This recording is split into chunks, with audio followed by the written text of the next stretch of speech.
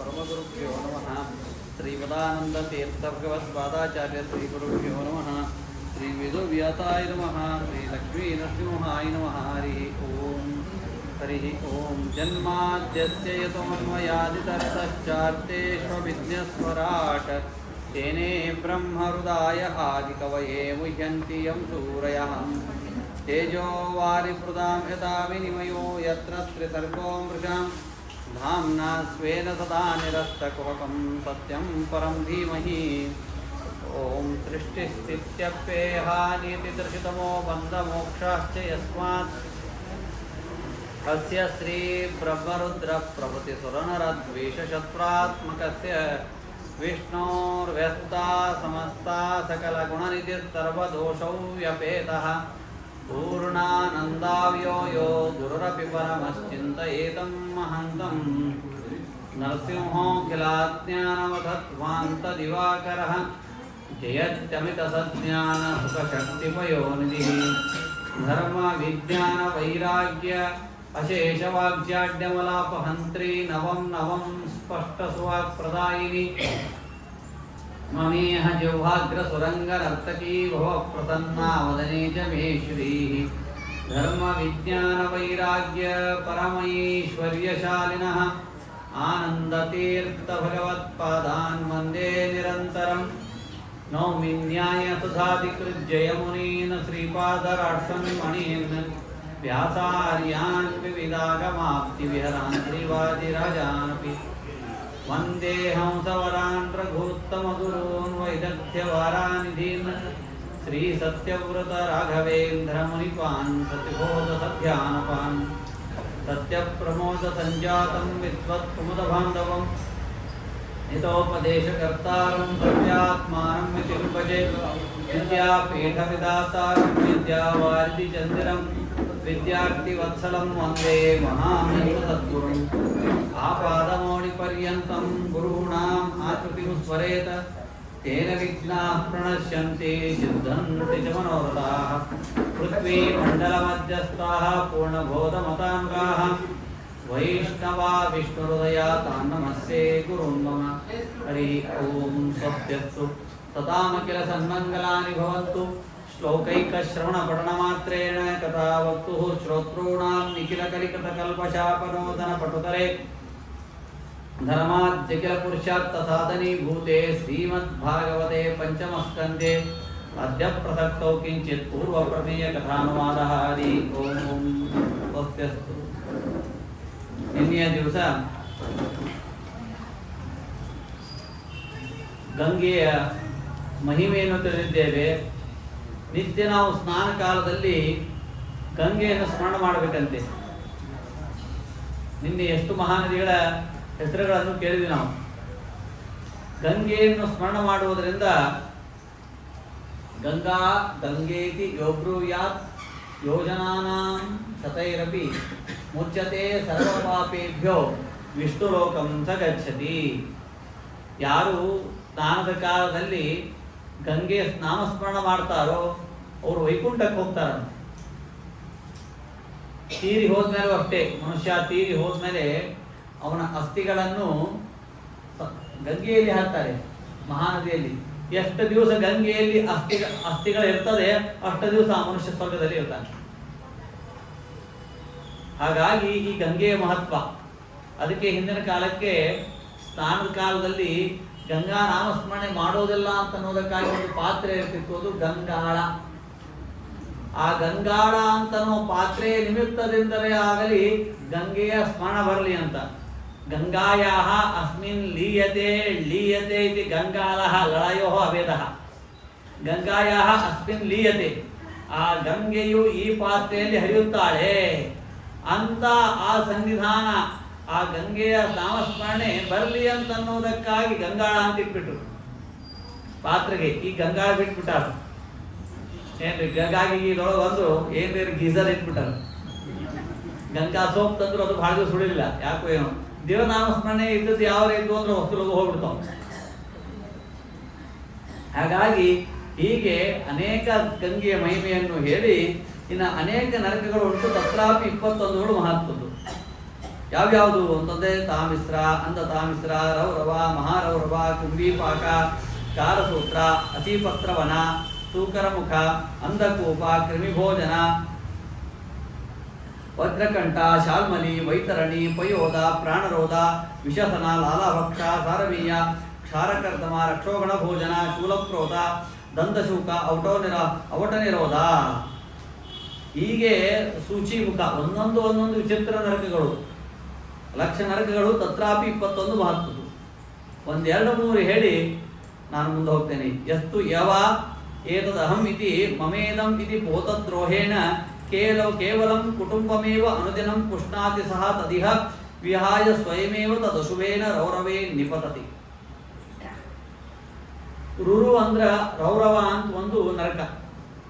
ಆ ರೌರವ ನರಕದೊಳಗೆ ಯಾವಾಗ ಹೋಗ್ತಾನಂದ್ರ ರುರು ಒಂದು ನೌಕರಿ ಮಾಡ್ತಿರ್ತಾನೆ, ಕೆಲಸ ಮಾಡ್ತಿರ್ತಾನೆ. ಆ ಕೆಲಸದಲ್ಲಿ ಇನ್ನೊಬ್ಬರಿಗೆ ಸಹಾಯ ಮಾಡುವ ಅವಕಾಶವಿರ್ತದೆ. ಸಹಾಯ ಮಾಡುವ ಅವಕಾಶವಿದ್ದಾಗ ಅವರಿಂದ 10 ರೂಪಾಯಿ ಸ್ಥಳದಲ್ಲಿ 100 ರೂಪಾಯಿ ತೆಗೆದುಕೊಂಡು ಆ 100 ರೂಪಾಯಿಯನ್ನು ಮನೆಗೆ ತಂದು ಸಕ್ಕರೆ ಬೆಲ್ಲ ಹಾಕಿ ತಂದು ನೀವು ಬೇಕಾದಷ್ಟು ಊಟ ಮಾಡಿ ಆರಾಮಿರ್ರಿ ಅಂತ ಮನೆಯ ಎಲ್ಲ ಏನ್ರಿ ಸಂಸಾರವನ್ನು ಮಕ್ಕಳಿಗೆ ಹೆಂಡತಿಗೆ ಪೋಷಣೆ ಮಾಡಿ ಇನ್ನೊಬ್ಬರಿಗೆ ಮೋಸಗೊಳಿಸಿ ಇನ್ನೊಬ್ಬರಿಗೆ ದ್ರೋಹ ಮಾಡಿ ಹಣವನ್ನು ಹೆಚ್ಚು ತೆಗೆದುಕೊಂಡು ತಾನು ತನ್ನ ಮನೆಯಲ್ಲಿರ್ತಕ್ಕಂಥವ್ರೆಲ್ಲರೂ ಸುಖವಾಗಿ ಇರ್ರಿ ಅಂತ ಯಾವನು ಹೀಗೆ ಮಾಡ್ತಾನೋ ಯಸ್ತು ಯವ ಏತದಹಂ ಮಮೇದಂ ಇತಿ ಭೂತದ್ರೋಹೇಣ ಕೇವಲಂ ಕುಟುಂಬಮೇವ ಅನುದಿನಂ ಪುಷ್ಣಾತಿ ಸ ತದಿಹ ವಿಹಾಯ ಸ್ವಯಮೇವ ತದಶುಭೇನ ರೌರವೇ ನಿಪತತಿ. ರುರು ಎಂಬ ನರಕದಲ್ಲಿ ಬೀಳ್ತಾರಂತೆ. ರುರು ಅಂದ್ರೆ ಏನು? ಕರ್ಮ ಮಾಡುತ್ತಾ ಇರಬೇಕಾದ್ರೆ ಎಲ್ಲವೂ ಚೆನ್ನಾಗಿ ಕಾಣಿಸ್ತದಂತೆ. ಆದರೆ ಅದರ ಭೋಗ ಬಂದಾಗ, ಅದನ್ನು ಅನುಭವಿಸುವ ಪ್ರಸಂಗ ಬಂದಾಗ ಕಷ್ಟವಾಗುತ್ತಂತೆ. ಹಾಗಾಗಿ ಆ ಮಾತನ್ನು ಹೇಳ್ತಾ ಇದ್ದಾರೆ. ಯೇ ಚೈಹ ಯಥೈವ ಅಮುನಾ ವಿಹಿಂಸಿತ ಜಂತವಃ ಪರತ್ರ ಯಮಯಾತನ ಉಪಗತಂ ತೇ ಏವ ರುರು ಭೂತ್ವಾ ತಥಾ ತಮೇವ ವಿಹಿಂಸಂತಿ. ನಾನು ಒಂದು ಹೇಳ್ತೇನೆ, ಮನಸ್ಸು ಒಪ್ಪೋದಿಲ್ಲ, ಕಷ್ಟ ಆದರೂ ಒಪ್ಪೋದಿಲ್ಲ, ಒಪ್ಪಿಸಿಕೊಳ್ಳಬೇಕು ಮನಸ್ಸಿಗೆ. ಭಾಗವತ ಹೇಳ್ತದೆ, ನಾನು ಹೇಳ್ತೀನಿ ಅಂತಲ್ಲ, ಭಾಗವತ ಹೇಳ್ತದೆ. ಏನು? ಮೊನ್ನೆ ಪ್ಲೇನ್ದಾಗ ಅಹಮದಾಬಾದಿಂದ ಹೋಗ್ತಾ ಇರಬೇಕಾದ್ರೆ ಅನೇಕ ಜನ ಪ್ಲೇನ್ದಾಗ ಸುಟ್ಟು ಬೂದಿ ಆದರು ಅಂತ. ಯಾಕೆ ಹೀಗೆ ಆಯಿತು? ಇದು ನಾನು ಹೇಳೋದಿಲ್ಲ, ಪ್ರೇಮಾನಂದ ಮಹಾರಾಜ್ ಅಂತ ಒಬ್ಬರಿದ್ದಾರೆ, ಅವರು ಇದೇ ಮಾತನ್ನೇ ಹೇಳಿದರು. ಇದೇ ಮಾತಂದ್ರೆ ಭಾಗವತದ ವಚನವನ್ನು ಹೇಳಿದರು. ಯಾವುದೋ ಜನ್ಮದಲ್ಲಿ ತನ್ನ ಸುಖಕ್ಕಾಗಿ ಶನಿವಾರ ರವಿವಾರ ಬಂದರೆ ಪ್ರಾಣಿಗಳನ್ನು ಸಂಹಾರ ಮಾಡಿ ಸುಖಕ್ಕಾಗಿ ಎಂಜಾಯ್ ಅಂತ ಅನ್ನೋದಕ್ಕಾಗಿ ಯಾವನು ಕುಡಿದು ತಿಂದು ತೇಗ್ತಾನಲ್ಲ, ಅವನಿಗೆ ಆ ಕಾಲದಲ್ಲಿ ಸುಖ ಏನೋ ಆಗ್ತದೆ. ಆದರೆ ಅದಕ್ಕೆ ಭಗವಂತ ಜನ್ಮಾಂತರದಲ್ಲಿ ಫಲವನ್ನು ಕೊಡ್ತಾನಂತೆ. ಸೂಕ್ಷ್ಮ ವಿಷಯಗಳು ಶಾಸ್ತ್ರದ ಮಾತುಗಳು ಬೇಗ ಅರ್ಥ ಆಗುವುದಿಲ್ಲ. ಅರ್ಥ ಆದರೂ ಒಪ್ಪಬೇಕು ಅಂತ ಅನ್ಸಂಗಿಲ್ಲ. ಶಾಸ್ತ್ರದ ಮಾತುಗಳು ಹಾಗೆ ಇರ್ತದೆ. ಶಸ್ಯತೆ ಅನೇನ ಇತಿ ಶಾಸ್ತ್ರಂ, ಅದು ಶಾಸನ ಮಾಡ್ತದೆ, ಸೂಕ್ಷ್ಮ ಇರ್ತದೆ. ಇವ್ರು ಹೇಳಿದ ಯಾಕೆ ಒಪ್ಪಬೇಕು? ಕೊನೆಗೆ ಒಪ್ಪದೇ ಇದ್ರೆ ದೇವರು ಒಪ್ಪಿಸ್ತಾನೆ ನಮ್ಮ ಕಡೆಗೆ. ನಾವೇ ಸರೆಂಡರ್ ಆದರೆ ಒಳ್ಳೆಯದು ಅಂತಂತಾನೆ ದೇವರು. ಇಲ್ಲದೆ ಇದ್ರೆ ಕೊನೆಗೆ ಒಪ್ಪಿಸುವಂತೆ ಮಾಡ್ತಾನೆ. ಆ ಥರದ ದುಃಖಗಳನ್ನು ಕೊಡ್ತಾನೆ, ಆ ಥರದ ಅನುಭವವನ್ನು ಕೊಡ್ತಾನೆ. ಆ ಅನುಭವ ಪಕ್ವವಾದಂತೆ ಆಗ್ತಂತೆ ಮನುಷ್ಯ ಭಕ್ತಾ ಹೋಗ್ತಾನೆ. ಭಾಗವತದ ವಚನ ಸತ್ಯ, ಭಾಗವತದ ವಚನವು ಸತ್ಯ. ಆ ಏನ್ ಪ್ಲೇನ್ದಾಗ ಕೂತಿದ್ರಲ್ಲ, ನಾನು ಹೇಳಿದೆ ಅಂತ ಅನ್ನದ ಭಾವಿಸ್ಬೇಡಿ.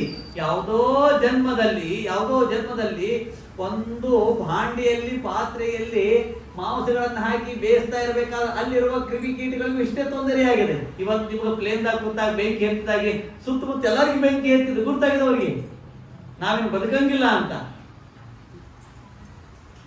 ಅವರಿಗೆ ತಮ್ಮ ಅಸಹಾಯಕತೆ ಹೆಂಗ್ ಗುರ್ತಾತು, ಇವರು ಜನ್ಮಾಂತರದಲ್ಲಿ ಪ್ರಾಣಿಗಳನ್ನು ಪಾತ್ರೆಯಲ್ಲಿ ಹಾಕಿ ಅವಕ್ಕೂ ಅಸಹಾಯಕವಾಗಿತ್ತು ಪ್ರಾಣಿಗಳು.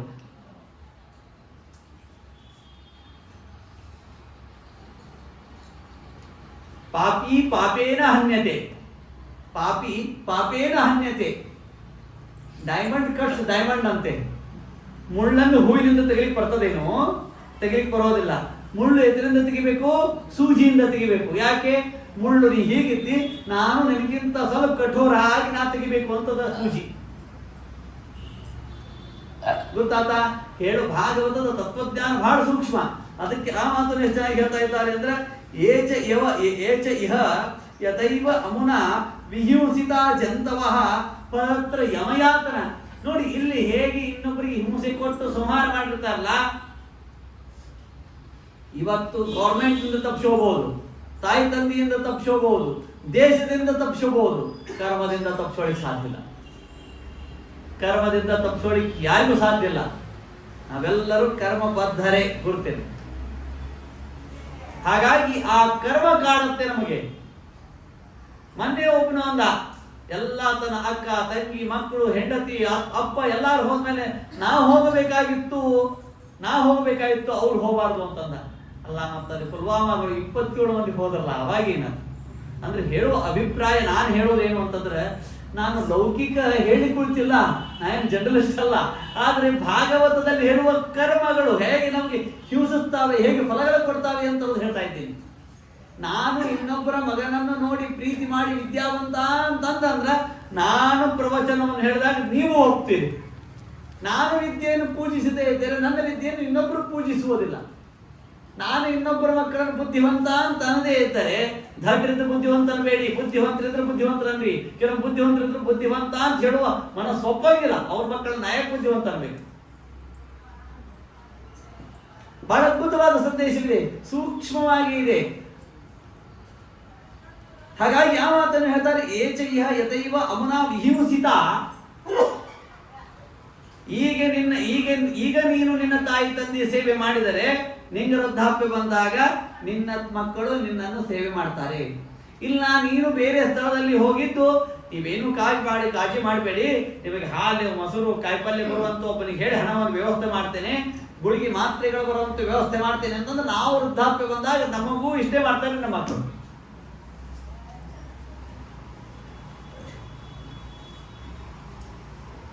ಹೇಳಲಿಕ್ಕೆ ಸ್ವಲ್ಪ ಸಂಕೋಚವಾಗತ್ತೆ. ಅದರ ತಥ್ಯ ಇವತ್ತಲ್ಲ, ಇನ್ನೊಂದು ಜನ್ಮದಲ್ಲಿ ತಿಳಿಯಲಿಕ್ಕೆ ಬೇಕು. ಇನ್ನೊಂದು ಜನ್ಮದಲ್ಲಿ ತಿಳಿಯಬೇಕಾದ ಕರ್ಮದ ಸಂಕೋಲೆಯನ್ನು ಹೀಗೆ ತಿಳ್ಕೊಂಡ್ಬಿಟ್ಟು ಅಂದ್ರೆ ಇನ್ನೊಂದು ಸ್ವಲ್ಪ ಚೇಂಜ್ ಆಗ್ಲಿಕ್ಕೆ ನಮಗೆ ಅವಕಾಶ ಇದೆ. ದಾಸರು ಹೇಳ್ತಾರೆ, ಆದದ್ದಾಯ್ತಿನ್ನಾದರೂ ಒಳ್ಳೆ ದಾರಿ ಹಿಡಿಯೋ ಪ್ರಾಣಿ. ಇನ್ನ ನೀರಿಲ್ಲ ಅಂತ ಹೇಳ್ತಾರೆ ದಾಸರು. ಭಗವಂತ ಇನ್ನೂ ಅವಕಾಶ ಕೊಟ್ಟಾನ, ಇನ್ನೂ ಚಾನ್ಸ್ ಅದ ನಿನಗೆ ಚೇಂಜ್ ಆಗ್ಲಿಕ್ಕೆ, ಬದಲಾಗಲಿಕ್ಕೆ, ಪರಿವರ್ತನೆ ಆಗ್ಲಿಕ್ಕೆ ಅವಕಾಶ ಇದೆ. ಇಲ್ಲ, ನಾವು ಹಿಂಗೆ ಇರೋರು ಅಂತಂದ್ರೆ ಭಗವಂತ ನಾನು ಹಿಂಗೆ ಇರೋನು ಅಂತ. ಹಾಗಾಗಿ ಏಚಯ್ಯ ಯತೈವ ಅಮುನಾ ವಿಹಿಂಸಿತ ಜಂತವಃ ಪರತ್ರ ಯಮಯಾತನ ಉಪಗತಂ ತೇ ಏವ ರುರವಃ. ಅಲ್ಲಿ ಅಳ್ತಾರಂತ. ಇಲ್ಲಿ ತಾಯಿ ತಂದೆ ಹೋದಾಗ ಶ್ರಾದ್ದ ಮಾಡದೇ ಇದ್ದಾಗ ಅಲ್ಲಿ ಯಾರು ಪಿತೃಗಳು ಅಳ್ತಾರಂತ. ಯಾಕೆ ಹೇಳಿಕತ್ತೀವೋ? ಇಲ್ಲೋ, ನನ್ನ ಮಗ ಶ್ರಾದ್ದೇ ಮಾಡಲಿಲ್ಲ, ನಾವು ಹೋದಾಗ ಕರ್ಮ ಮಾಡಲಿಲ್ಲ. ಹೌದಾ? ನಂದು ಸೇಮ್ ಪ್ರಾಬ್ಲಮ್. ಇವತ್ತು ಹೆಂಗೆ ನಾವು ಮಾತಾಡ್ತಿರ್ತೀವಲ್ಲ, ನಮ್ಮ ಮಕ್ಕಳೆಲ್ಲ ಇದ್ದಾರೆ, ಹಂಗಿದ್ದಾರೆ, ಹಿಂಗಿದ್ದಾರೆ, ಇಲ್ಲಿ ಕೂತ ಮಾತಾಡ್ತಿರ್ತೀವಲ್ಲ, ಅಂದ್ರೆ ಈಗಲ್ಲ, ಈ ಉಪನ್ಯಾಸ ಮತ್ತಲ್ಲಿ ಕೂತ ಮಾತಾಡ್ತಿರ್ತೀವಿ. ಸೇಮ್ ಪ್ರಾಬ್ಲಮ್ ಇರ್ತದೆ. ಈಗ ಈ ಪ್ರಾಬ್ಲಮ್ ನರಕದವರೆಗೂ ಇರ್ತದೆ, ಆಸ್ ಇಟ್ ಈಸ್ ಇರ್ತದೆ. ಅದು ಹೆಂಗ ಕರ್ಮಕ್ಕೆ ಅನುಗುಣವಾಗಿರ್ತದೆ. ನಾನು ಅದಕ್ಕೆ ಹೇಳ್ತಾ ಇದ್ದೀನಿ, ಕೃಷ್ಣ ಪರಮಾತ್ಮ ಅರ್ಜುನನಿಗೆ ಗೀತೆಯಲ್ಲಿ ಏನ್ ಹೇಳ್ತಾನೆ ಅಂತಂದರೆ, ನಮಗೆ ಶತ್ರುಗಳು ಯಾರು ಇಲ್ಲ, ನಮಗೆ ಮಿತ್ರಗಳು ಯಾರು ಇಲ್ಲ, ನನಗೆ ನಾನೇ ಶತ್ರು, ನನಗೆ ನಾನೇ ಮಿತ್ರ. ನನಗೆ ನಾನೇ ಶತ್ರು ಅಂದ್ರ ನನಗೆ ತಿಳುವಳಿಕೆ ಇದೆಯಲ್ಲ, ಇವತ್ತು ಸಂಧ್ಯಾ ಮಾಡ್ಬೇಕಂತ, ದೇವರಿಗೆ ನಮಸ್ಕಾರ ಮಾಡ್ಬೇಕಂತ, ಹಿರಿಯರಿಗೆ ಮರ್ಯಾದೆ ಕೊಡ್ಬೇಕಂತ, ಭಾಗವತ ಶ್ರವಣ ಮಾಡ್ಬೇಕು ಅಂತ, ತೀರ್ಥ ಯಾತ್ರೆಗೆ ಹೋಗ್ಬೇಕು ಅಂತ ಇಷ್ಟೆಲ್ಲ ಗೊತ್ತಿದೆಯಲ್ಲ, ಇಷ್ಟು ತಿಳುವಳಿಕೆ ಇದ್ದರೂ ಕೂಡ ನಾನು ನಿರ್ದಯವಾಗಿ ಧರ್ಮವನ್ನು ತ್ಯಾಗ ಮಾಡ್ತೀನಿ ಅಂದಮೇಲೆ ಭಗವಂತ ನಿರ್ದಯವಾಗಿ ಬಿಡ್ತಾನೆ. ಭಗವಂತನ ಏನೋ ಒಂದು 15 ರೂಪಾಯಿ 2 ರೂಪಾಯಿ ಎಕ್ಸ್ಟ್ರಾ ಕೊಟ್ರೆ ಕೋತಂಬರಿ ಜೋಡಿ ಕರಿಬೇವು ಮೆಣಸಿನಕಾಯಿ ಒಂದು 5 ರೂಪಾಯಿ ಎಕ್ಸ್ಟ್ರಾ ಹಾಕ್ಬೋದು. ಆದ್ರೆ ಭಗವಂತನ ತಕ್ಕಡಿ ಒಳಗೆ 2 ರೂಪಾಯಿ ಕೋತಂಬರಿಗೂ ವ್ಯತ್ಯಾಸ ಆಗಂಗಿಲ್ಲ. 1 ರೂಪಾಯಿ ಒಂದು ತೊಪ್ಲಕ್ಕೂ ವ್ಯತ್ಯಾಸ ಆಗಂಗಿಲ್ಲ, ಅಷ್ಟು ವ್ಯವಸ್ಥಿತ ಇರ್ತದೆ. ನನ್ನ ಕರ್ಮಗಳೇ ನನಗೆ ವಿರೋಧಿ, ನನ್ನ ಕರ್ಮಗಳೇ ನನಗೆ ಶತ್ರು, ನನ್ನ ಕರ್ಮಗಳೇ ನನಗೆ ಮಿತ್ರ. ಈ ವಿಷಯ ಅರ್ಥ ಆಗ್ಲಿಕ್ಕೆ ಬಹಳಷ್ಟು ದಿವಸ ಬೇಕಾಗುತ್ತೆ, ಒಂದು ದಿವಸ ಹೇಳಿಕೆ ಸಾಧ್ಯ ಇಲ್ಲ. ಆ ಮಾತನ್ನು ಇಲ್ಲಿ ಹೇಳ್ತಾ ಇದ್ದಾರೆ.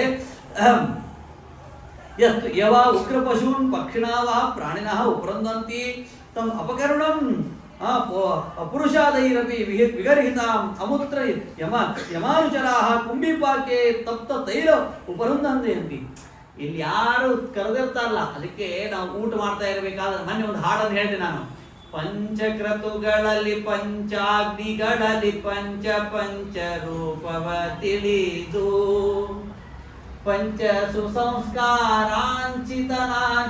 ದ್ವಿಪಂಚಕರಣದಲ್ಲಿ ಪ್ರಪಂಚವನರಿಯುವುದೇ ಫಲವಿದು ಬಾಳ್ದುದಕ್ಕೆ. ನಿತ್ಯ ವೈಶ್ವದೇವ ಮಾಡಬೇಕು. ಹೀಗೆ ಹೇಳ್ತಾನೆ, ತನ್ನೆತ ಭಾವಿಸ್ಬೇಡಿ. ಆಚಾರ ನನ್ನ ಉದ್ದೇಶ ಯಾರೂ ಉದ್ದೇಶ ಅಲ್ಲ, ಧರ್ಮವೇ ಉದ್ದೇಶ. ಎಲ್ಲರಿಗೂ ತಿಳಿಬೇಕು, ಎಲ್ಲರಿಗೂ ನಮ್ಮ ಧರ್ಮ ತಿಳಿಬೇಕು. ನಮಗೆ ಹಿಂದೂ ಧರ್ಮ ಏನಿದೆ, ಸನಾತನ ಧರ್ಮ ಇದೆ. ಪಂಚಸೂನು ದೋಷ ಪರಿಹಾರಾರ್ಥಂ ಪ್ರಾತಃಸ್ಥಾಯಂ ವೈಶ್ವದೇವಂಚ ಕರಿಷ್ಯೆ. ಹೆಚ್ಚಿದಾಗ, ಕೊಚ್ಚಿದಾಗ, ಬೇಯಿಸಿದಾಗ, ಕುದ್ದಾಗ ಇವೆಲ್ಲ ಕ್ರಿಮಿಕೀಟಗಳು ಇರ್ತದೆ. ಇಂಥ ಪಾಪಗಳು ಪರಿಹಾರವಾಗಲಿ ಅಂತ ಅನ್ನೋದಕ್ಕಾಗಿ ನಿತ್ಯ ವೈಶ್ವದೇವ ಮಾಡುತ್ತೆ. ಮಂತ್ರವಿಲ್ಲದೆ ಇರುವ ಅನ್ನವನ್ನು ತಿಂದ್ರೆ ಏನಾಗ್ತದೆ? ಕಾಗೋ ನಿಮಂತ್ರ ಭೋಜನ. ಮಂತ್ರವಿಲ್ಲದೆ ಇರುವ ಅನ್ನವನ್ನು ತಿಂದ್ರೆ ಕಾಗೆ ಜನ್ಮ ಬರ್ತದೆ. ಉಪ್ಪನ್ನು ಕದ್ರೆ, ಇನ್ನೊಬ್ಬರ ಮನೆಗೆ ಉಪ್ಪನ್ನು ಕದ್ರೆ ಏನಾಗ್ತದೆ? ಪಿಪೀಲಿಕಾ, ಇರುವೆ ಜನ್ಮ ಬರ್ತದಂತೆ. ಇನ್ನೊಬ್ಬರಿಗೆ ಹೇಳದೇನೆ ಕೇಳದೇನೆ ಹೂ ಪುಷ್ಪಗಳನ್ನು ಕದ್ರೆ, ವಾಕಿಂಗ್ ಹೋಗಿರ್ತಾರೆ ಮುಂಜಾನೆ 4:45 ಗಿಡ ಅಡಿಗಾಡಿಸ್ಬಿಡುದು. ಅವ್ರಿಗೆ ಇವರೇ ನಿರ್ಣಯ, ಅವ್ರಿಗೆ ಯಜಮಾನರಿಗೆ ಇವ್ರು ಹೇಳೋಂಗಿಲ್ಲ, ಅವರೇ ನಿರ್ಣಯ ಮಾಡ್ಕೊಳ್ಬೇಕು. ಯಜಮಾನರು ಒಳಗೆ ಬಿದ್ದಿದ್ದ ಮಗ ಹೊರ ಬಿದ್ದ ನಮಗೆ ಅಲ್ರಿ.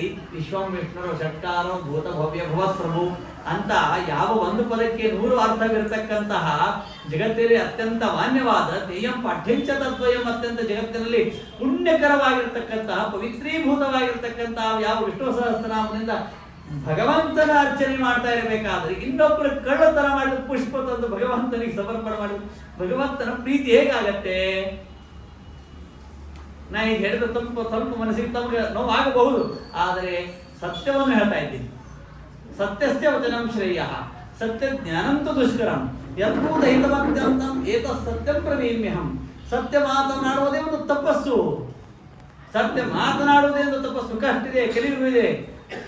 ನಮ್ಮ ಮನೆಯಲ್ಲಿ ನಾವು ಏನಾದರೂ ತಾಂಬೂಲವನ್ನು, ಫಲ ಪುಷ್ಪಗಳನ್ನು ಇನ್ನೊಬ್ಬರಿಗೆ ಹೇಳದೇನೆ ತಂದು ಬಿಟ್ಟರೆ ಕಪಿ ಜನ್ಮ ಬರ್ತದಂತೆ, ಮಂಗ್ಯಾಗಿ ಹುಡ್ತೀವಂತೆ.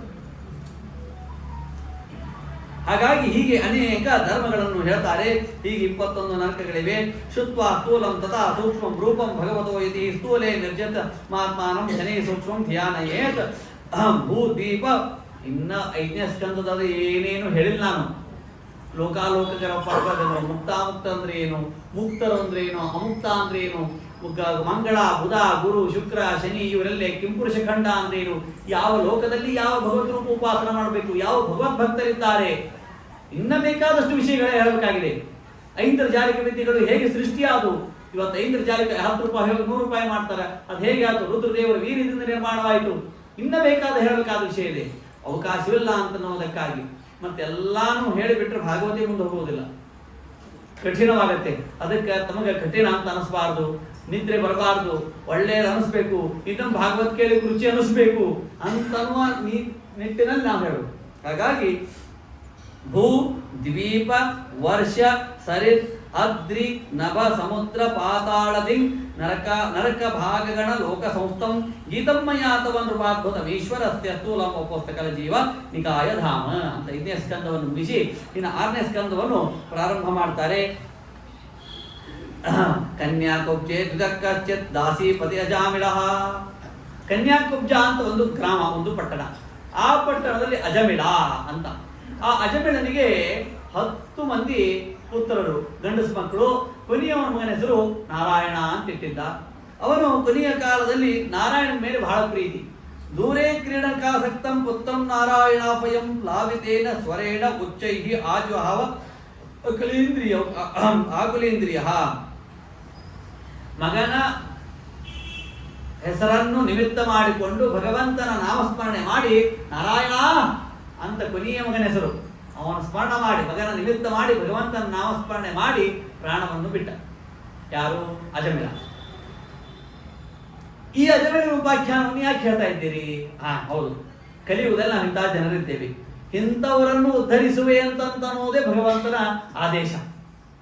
ಭಗವಂತನ ಸಂಕಲ್ಪ ಏನು ಅಂತಂದ್ರೆ ಕಲಿಯುಗದೊಳಗೆ ಇಂಥ ಜನರು ಇದ್ದಾರೆ. ಭಾಗವತದೊಳಗೆ ಇಡೀ ಪ್ರಪಂಚದೊಳಗೆ ಅಜಮಿಳನ ಉಪಾಖ್ಯಾನ ಅಂದ್ರೆ ಎಕ್ಸೆಪ್ಷನಲ್ ಕೇಸ್. ನಾವು ಪ್ರಾಣವನ್ನು ಬಿಡ್ತಾ ಇರಬೇಕಾದ್ರೆ ಭಾರಿ ಅಪವಾದ.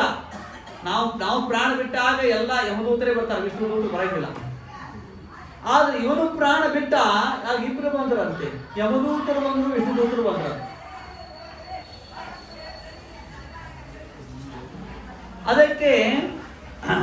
ಅದಕ್ಕೆ ವಿಷ್ಣುದೂತರು ಕೇಳಿದ್ರಂತೆ ಯಮದೂತರಿಗೆ, ಅಲ್ಲ ಕಥಂ ಸ್ವಿತ್ ರಿಯತೆ ದಂಡ ಕೆಂಪಾಸ್ಯ ಸ್ನಾನಮೀಪ್ಸಿತಂ ದಂಡ್ಯಾ ಕಿಂ ಕಾರಿಣ ಸರ್ವೇ ಆಹೋಸ್ವಿತ್ ಕಥಿತಿಂ ನೃಣ. ವಿಷ್ಣುದೂತರು ಒಂದು ಪ್ರಶ್ನೆಯನ್ನು ಕೇಳಿದ್ರು.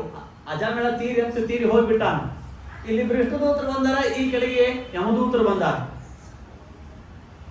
ಈ ವಿಷ್ಣುದೂತರಿಗೆ ಏನ್ರಿ, ವಿಷ್ಣುದೂತರು ಬಂದು ಯಮದೂತರಿಗೆ ಕೇಳಿರ್ತಾರೆ, ನಾವು ಬಂದೀವಿ, ನೀವ್ಯಾಕೆ ಬಂದಿರಿ ಅಂತ. ನಾವು ಬರ್ತೀವಿ ವಿಷ್ಣುದೂತರು, ನೀವ್ಯಾಕೆ ಬಂದ್ರಿ ಅಂತ ಪ್ರಶ್ನೆಯನ್ನು ಕೇಳೋದ್ರ ಜೊತೆಗೆ ಕಥಂ ಸ್ವದ್ರಿಯತೆ ದಂಡ, ನೀವು ಶಿಕ್ಷಿಸಬೇಕಾದ್ರೆ ಏನಾದರೂ ಕಾರಣವಿದ್ದರೆ ಶಿಕ್ಷಿಸ್ತೀರಾ?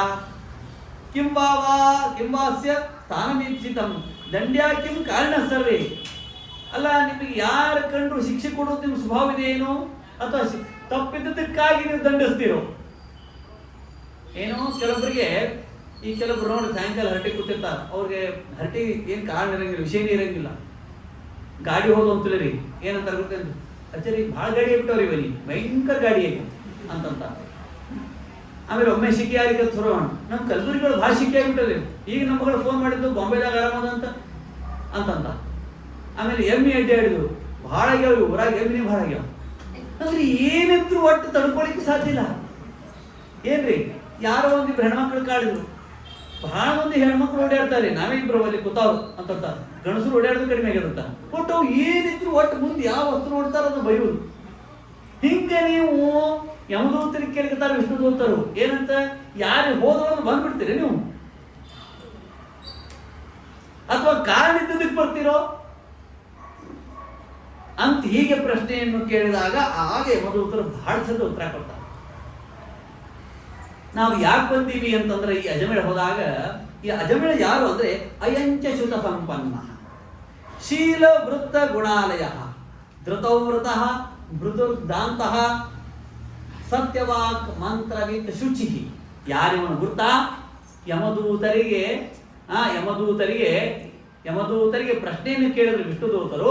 ಆಗ ಯಮದೂತರು ವಿಷ್ಣುದೂತರಿಗೆ ಹೇಳ್ತಾ ಇದ್ದಾರೆ, ನಾವು ಯಾಕೆ ಯಮದೂತರು ನಾವು ಬಂದಿದ್ದೇವೆ. ಅಯಂಚ ಶ್ರುತ ಸಂಪನ್ನ, ಈ ಪ್ರಾಣ ಬಿಟ್ಟಿರ್ತಕ್ಕಂಥ ಅಜಮೇಳ ಇದ್ದಾನಲ್ಲ, ಇವನೇನು ನಾಸ್ತಿಕಲ್ಲ. ಅಯಂಚ ಶ್ರುತ ಸಂಪನ್ನ, ನಿತ್ಯ ಪ್ರವಚನ ಕೇಳಿದವ, ಬರೇ ಒಂದೇ ವಾರ ಭಾಗವತ ಸಪ್ತಾಹ ಕೇಳಿದವಲ್ಲ. ಅಯಂಚ ಶ್ರುತ ಸಂಪನ್ನ ಶೀಲ ವೃತ್ತ ಗುಣಾಲಯ, ಒಳ್ಳೆ ಶೀಲ ಸ್ವಭಾವದವನು. ಶೀಲ ಅವನನ್ನು ಆವರಿಸಿಬಿಟ್ಟಿದೆ. ಗುಣಾಲಯ, ಗುಣಗಳ ಅವನ ಮನೆ ಯಾವುದು ಅಂದ್ರೆ ಗುಣಾಲಯ.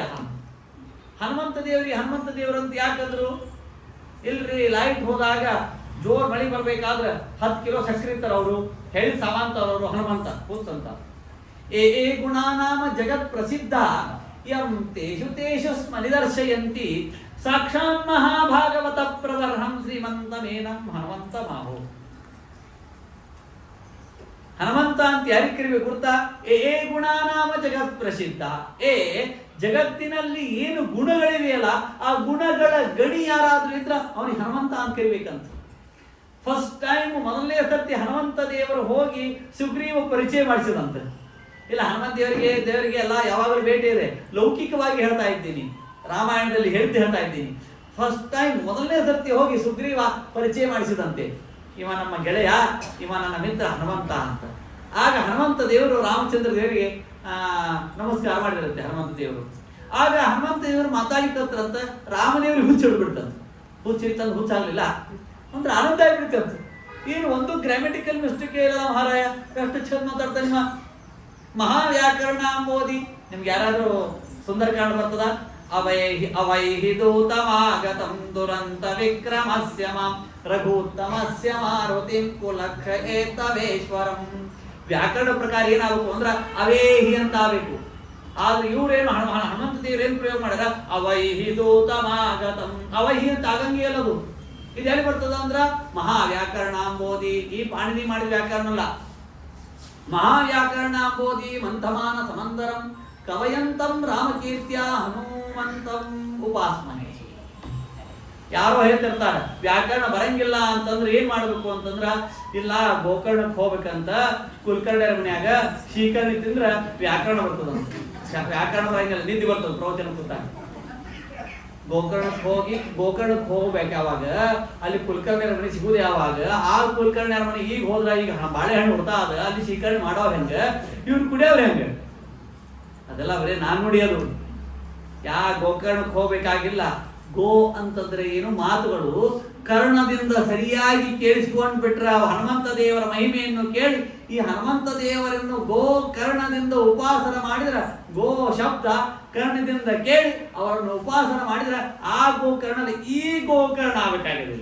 ಏನ್ರಿ, ಈ ಕರ್ಣದಲ್ಲಿ ಈ ಗೋಗಳು ಹೋದ್ರ ಅದು ಗೋಕರ್ಣ ಬರ್ತದೆ. ಅರ್ಥಾತ್ ಹನುಮಂತ ದೇವರನ್ನು ಎಷ್ಟು ಚೆನ್ನಾಗಿ ಉಪಾಸನ ಮಾಡ್ತಾನೋ ಅಷ್ಟು ಚೆನ್ನಾಗಿ ವ್ಯಾಕರಣ ಬರ್ತದೆ.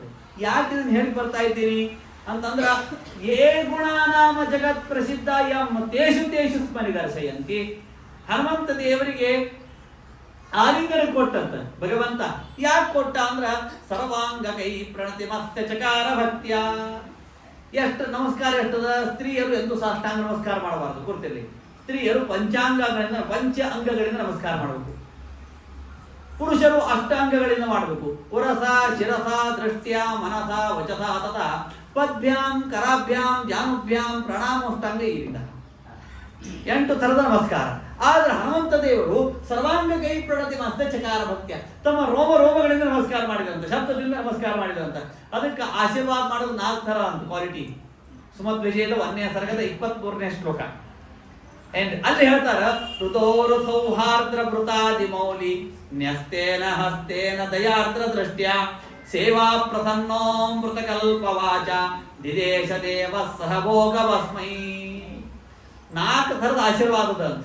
ಯಾವ್ದು 4 ಥರದ ಆಶೀರ್ವಾದ? ಹೃದಯ, ಮನಸ್ಸಿನಿಂದ ಆಶೀರ್ವಾದ.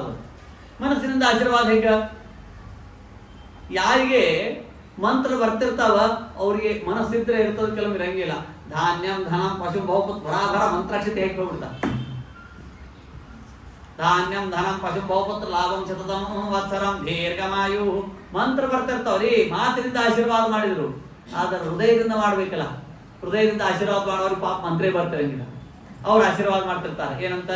ಬೆಂಗಳೂರಿಗೆ ಹೋಗು, 2 ಮನಿ ತಗೋ, 2 ಕಾರ್ ತಗೋ, ನಮ್ಗೆ ಇಷ್ಟು ಊಟಕ್ಕೆ ಹಾಕು ಅಂದ ಪಾಪ. ಅವ್ರಿಗೆ ಯಾರಿಗೆ ಮಂತ್ರ ಬರ್ತಿರಂಗಿಲ್ಲ, ಅವ್ರ ಮಾತಿನಿಂದ ಆಶೀರ್ವಾದ ಹೃದಯದಿಂದ ಆಶೀರ್ವಾದ, ಮನಸ್ಸಿನಿಂದ ಆಶೀರ್ವಾದ ಮಾಡ್ತಿರ್ತಾರೆ.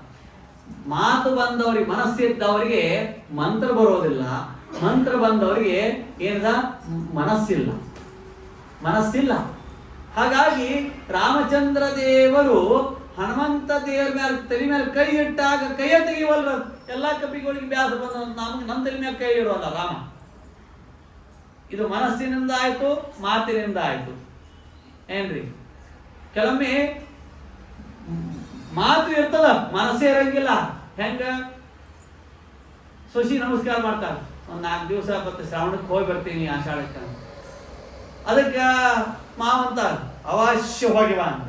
ಖರೆ ಮನಸ್ಸು ಬ್ಯಾಡ್ ಅಂತಿರ್ತದ. ಹೊರಗಿನ ಬಾಜಿಕಿನ ಮನೆ ಅವ್ರಿಗೆ ಏನು ಅನ್ಸ್ಬೇಕು, ಎಷ್ಟು ಚಲೋ ಇದ್ದಾರೆ ಮಾವ ಅವಶ್ಯ ಅಂತಾರ. ಆ ಅವಶ್ಯ ನೋಡಿ ಸಕಾಲ ಮಂಗ್ಯಾನ ಬಾಲ್ ಅದಲ್ಲ, ಎಷ್ಟಷ್ಟು ಮಂಗ್ಯಾನ ಬಾಲ್ ದೊಡ್ಡ ಆಗ್ತದ ಅಷ್ಟಷ್ಟು ಬ್ಯಾಡ್ ಅಂತ ಅರ್ಥ. ಏನ್ರಿ, ಅವಶ್ಯ ಅಂತ ಓದ್ತಿರ್ತಾರ. ಏನ್ರಿ, ಬಾಜಿಕಿದ್ದವ್ರು ಕೇಳಿಸಿದ ಏನ್ ಅನ್ಸ್ಬೇಕು, ಎಷ್ಟು ಚಲೋ ಅದ್ರಿ ಪರ್ಮಿಷನ್ ಕೊಟ್ಬಿಟ್ರಲ್ಲ ಅಂತ. ಮನಸ್ಸು ಆಗ್ತಿರಂಗಿಲ್ಲ, ಮಾತು ಮಾತ್ರ ಹೂ ಅಂದಿರ್ತದ. ಅರ್ಥಾತ ಮನಸ್ಸಿನಿಂದ ಮಾಡುವುದು ಒಂದು ಆಶೀರ್ವಾದ, ಮಾತಿನಿಂದ ಮಾಡುವುದು ಇನ್ನೊಂದು ಆಶೀರ್ವಾದ. ಇದು ಬಿಟ್ಟು ಇನ್ನೆರಡು ನಮಸ್ಕಾರದ ತಲೆ ಮೇಲೆ ಕೈ ಇಡೋದು, ಕಣ್ಣಾಗ ನೀರು ಬರೋದು. ಹನುಮಂತ ದೇವರಿಗೆ ಆಶೀರ್ವಾದ ಮಾಡ್ಬೇಕಾದ್ರೆ ರಾಮದೇವರ ಕಣ್ಣಾಗ ನೀರು ಬಂದು ಅಂತ. ಇದು ಏ ಗುಣನಾಮ ಜಗತ್ ಪ್ರಸಿದ್ಧ ಎಂ ತೇಷು ತೇಷ ಸ್ಮರಿದರ್ಶಯಂತಿ.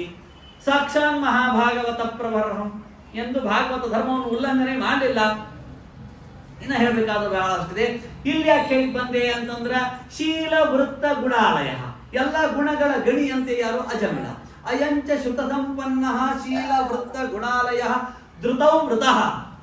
ಎಲ್ಲ ವೃತ್ತಗಳನ್ನು ಮಾಡಿದವನು ಅಂತೆ. ಮೃದು ಅತ್ಯಂತ ಸೂಕ್ಷ್ಮ ಅಂತೆ, ಇನ್ನೊಬ್ಬರಿಗೆ ಕಠಿಣವಾಗುವ ಮಾತುಗಳನ್ನೇ ಆಡಿಲ್ಲ. ದಾಂತಹ ಇಂದ್ರಿಯ ನಿಗ್ರಹ, ಶಮೋ ಮನ್ನಿಷ್ಠತಾ ಬುದ್ಧಿ. ಶಮ ಅಂದ್ರೆ ಶಮದಮಾದಿಗಳ ಸಂಪನ್ನನಾಗಿದ್ದ ಅಂದ್ರೆ ಏನು? ಶಮೋ ಮನ್ನಿಷ್ಠತಾ ಬುದ್ಧಿ, ಯಾವಾಗಲೂ ಭಗವದೈಕ ಬುದ್ಧಿ, ಅದು ಶಮ. ದಮ ಅಂದ್ರೆ ಇಂದ್ರಿಯ ನಿಗ್ರಹ, ಇದು ಮೃದುರ್ ದಾಂತಹ. ಸತ್ಯವಾಕ್ ಮಂತ್ರವಿತ್ ಶುಚಿ, ಸತ್ಯವಾಕ್ ನಿತ್ಯ ಸತ್ಯವನ್ನೇ ಮಾತನಾಡುವವನು. ಮಂತ್ರವಿತ ಶುಚಿ, ಒಂದು ಸತ್ಯದ ಬಗ್ಗೆ ನಿಮ್ಗೆ ಹೇಳಿದೇನು ಬಿಟ್ಟರೆ ಗೊತ್ತಿಲ್ಲ, ಅದು ಹೇಳ್ತೀನಿ. ಒಮ್ಮೆ ಸುಳ್ಳು ಸತ್ಯ ಎರಡು ಹೋಗಿದ್ದು ಒಂದು ಸ್ನಾನಕ್ಕೆ, ಸುಳ್ಳು ಸತ್ಯ ಎರಡು ಸ್ನಾನಕ್ಕೆ ಹೋಗಿದ್ದು ಅಂತೆ. ಸ್ನಾನಕ್ಕೆ ಹೋದಾಗ ಸುಳ್ಳಿನ ಸ್ನಾನ ಬೇಗ ಮುಗಿದ್ಬಿಡ್ತಂತೆ. ಸತ್ಯಕ್ಕೆ ಹೇಳ್ತಂತ ಸುಳ್ಳ, ನಾನು ಸ್ನಾನ ಅಂತ ಮುಗಿತು, ನೀ ಬರ್ತೀನೋ ಅಂತ. ಸತ್ಯ ಅಂತಂತ ಇನ್ನೊಂದು 5 ನಿಮಿಷ ಬಿಟ್ಟು ಬರ್ತೀನಿ, ನೀ ಮುಂದೆ ಹೋಗ್ಬಿಡು ಅಂತ. ಆಯ್ತು ಅಂತ ತಿಳ್ಕೊಂಡು ಸುಳ್ಳು ಸ್ನಾನ ಮುಗಿಸಿ ಬೇಗ ಬಂತಂತ. ಬಂದಾಗ ನೋಡ್ತಂತ ತನ್ನ ಬಟ್ಟಿರುವುದಂತ ಸತ್ಯದ ಬಟ್ಟಿರುವುದಂತ. ಸುಳ್ಳು ವಿಚಾರ ಮಾಡ್ತಂತ, ಪ್ರತಿ ಸತ್ಯ ನಮ್ಮ ಬಟ್ಟೆ ಹಾಕೊಳ್ಳೋದು, ಈ ತರ ಸತ್ಯದ ಬಟ್ಟೆ ಹಾಕೋಣ ಅಂತ್ಕೊಂಡು ಸುಳ್ಳು ಸತ್ಯದ ಬಟ್ಟೆ ಹಾಕೊಂಡ್ಬಿಡ್ತಾನೆ. ಸುಳ್ಳು ಸತ್ಯದ ಬಟ್ಟೆ ಹಾಕೊಂಡಾಗ ಬಹಳ ಆನಂದ ಆಯ್ತು ಅಂತ. ಎಲ್ಲಾರು ನೋಡ್ಲಿಕ್ಕಂತ್ರಂತೆ ಭಾರಿ ಕಾಣಿಸ್ತಿ ಅಂತ ದಿಕಾವ. ಅದಕ್ಕೆ ಅದು ಮುಂದೆ ಹೊಟ್ಟು ಬಿಡ್ತಂತ ಹಂಗೆ. ಆಮೇಲೆ ಸತ್ಯದ ಸ್ಥಾನ ಮುಗಿತಂತ, ಅದು ಬಂತಂತ. ಅದು ಬಂದು ನೋಡಿದಾಗ ಸುಳ್ಳಿನ ಬಟ್ಟಿ ಇತ್ತಂತ. ಯಾಕೆ ಸತ್ಯದ ಬಟ್ಟಿ ಸುಳ್ಳು ಹಾಕೊಂಡು ಹೋಗ್ಬಿಟ್ಟದ, ಸತ್ಯಕ್ಕೆ ಬಟ್ಟಿನೇ ಇಲ್ಲ. ಆಗ ಸುಳ್ಳಿಗೆ ಸತ್ಯದ ಬಟ್ಟಿ ಹಾಕೊಳ್ಳಿಕ್ಕೆ ಅಷ್ಟು ಮಜಾ ಬಂತು, ಸತ್ಯಕ್ಕೆ ಸುಳ್ಳು ಬಟ್ಟೆ ಹಾಕೊಳ್ಳಿಕ್ಕೆ ನಾಚಿಗೆ ಬಂದ್ಬಿಡ್ತಂತ ಅಷ್ಟೇ. ಅದಕ್ಕೆ ಸತ್ಯ ಏನು ಮಾಡಿಬಿಡ್ತಂತ, ಸುಳ್ಳಿನ ಬಟ್ಟೆಯನ್ನು ಹಾಕೊಳ್ಳೋದು ಅಂತ ತಿಳ್ಕೊಂಡು ಹಂಗೆ ಹೊಂಟು ಬಿಡ್ತಂತ. ಅವತ್ತು ಹೊಂಟದ್ದು ಸತ್ಯ, ಇನ್ನು ಹಂಗೆ ಹೊಂಟದಂತ. 10 ಡಿಗ್ರಿ ಆಗಿರ್ತಾವ, ಮೂಲೆ ಕೂತ್ಬಿಡ್ತಾರೆ ಕೆಟ್ಟ ಮುಖ್ಯ ಮಾಡಿ. ಏನು ಓದಿರಂಗಿಲ್ಲ, 10th 4 ಸತ್ಯ ಲಗಾವದಿರ್ತಾನೆ, ಸ್ಟೇಜ್ ಮೇಲೆ ಅವರೇ ಓಡಾಡ್ತಾನೆ. ಅದಕ್ಕೆ ಸತ್ಯವಾತ್ ಮಂತ್ರವಿತ ಶುಚಿ ಅಯಂಚ ಶ್ರುತ ಸಂಪನ್ನ ಶೀಲ ವೃತ್ತ ಗುಣಾಲಯ ಮೃದು ದಾಂತಹ. ಸತ್ಯವಾಕ್ ಮಂತ್ರವಿತ ಶುಚಿ, ಶುದ್ಧನಾಗಿದ್ದಂತೆ, ಮಂತ್ರಾರ್ಥವನ್ನು ತಿಳ್ಕೊಂಡಿದ್ದಂತೆ. ಇದನ್ನ ಯಾರು ಹೇಳಿರ್ತಾರ? ಯಮದೂತರು ಹೇಳಿರ್ತಾರೆ ವಿಷ್ಣುದೂತರಿಗೆ. ನಾವು ಯಾಕೆ ಬಂದೀವಿ ಅಂತ ಕೇಳಿರ್ತಿಲ್ಲ ನಮ್ಗೆ, ಅದಕ್ಕೆ ಹೇಳ್ತಾ ಇದ್ದೀವಿ. ಗುರು ಅಗ್ನಿ ಅತಿಥಿ ವೃದ್ಧಾನಾಂ ಶುಶ್ರೂಷು ನಿರಹಂಕೃತಿ. ಯಾರಿಗೂ ಒಬ್ರಿಗೆ ಕೇಳ್ತಾರ, ಯಾಕ್ರಿ ಇವನಿಗೆ ಸ್ವಲ್ಪ ತಡ ಆಯ್ತು ಪ್ರವಚನ ಬರುತ್ತೆ. ಇಲ್ರಿ ಸ್ವಲ್ಪ ನಮ್ಮ ಅತ್ತಿ ಮಾವನ ಸೇವಾ ಮಾಡಿ ಚಹಾ ಅವಲಕ್ಕಿ ಎಲ್ಲ ಕೊಟ್ಟು ಬಂದ್ಬಿಟ್ಟೆ. ಮುದ್ದಾಂ ಜೋರು ಹೇಳ್ತಾರೆ, ನಾ ಸೇವಾ ಮಾಡಿರ್ತೀನಿ ಅಂತ. ಹಾಗಾದ್ರೆ ಸೇವೆ ಮಾಡಿದ್ರು ಕೂಡ ಅಹಂಕಾರವೇ ಇಲ್ಲದ್ರು ಅವನು.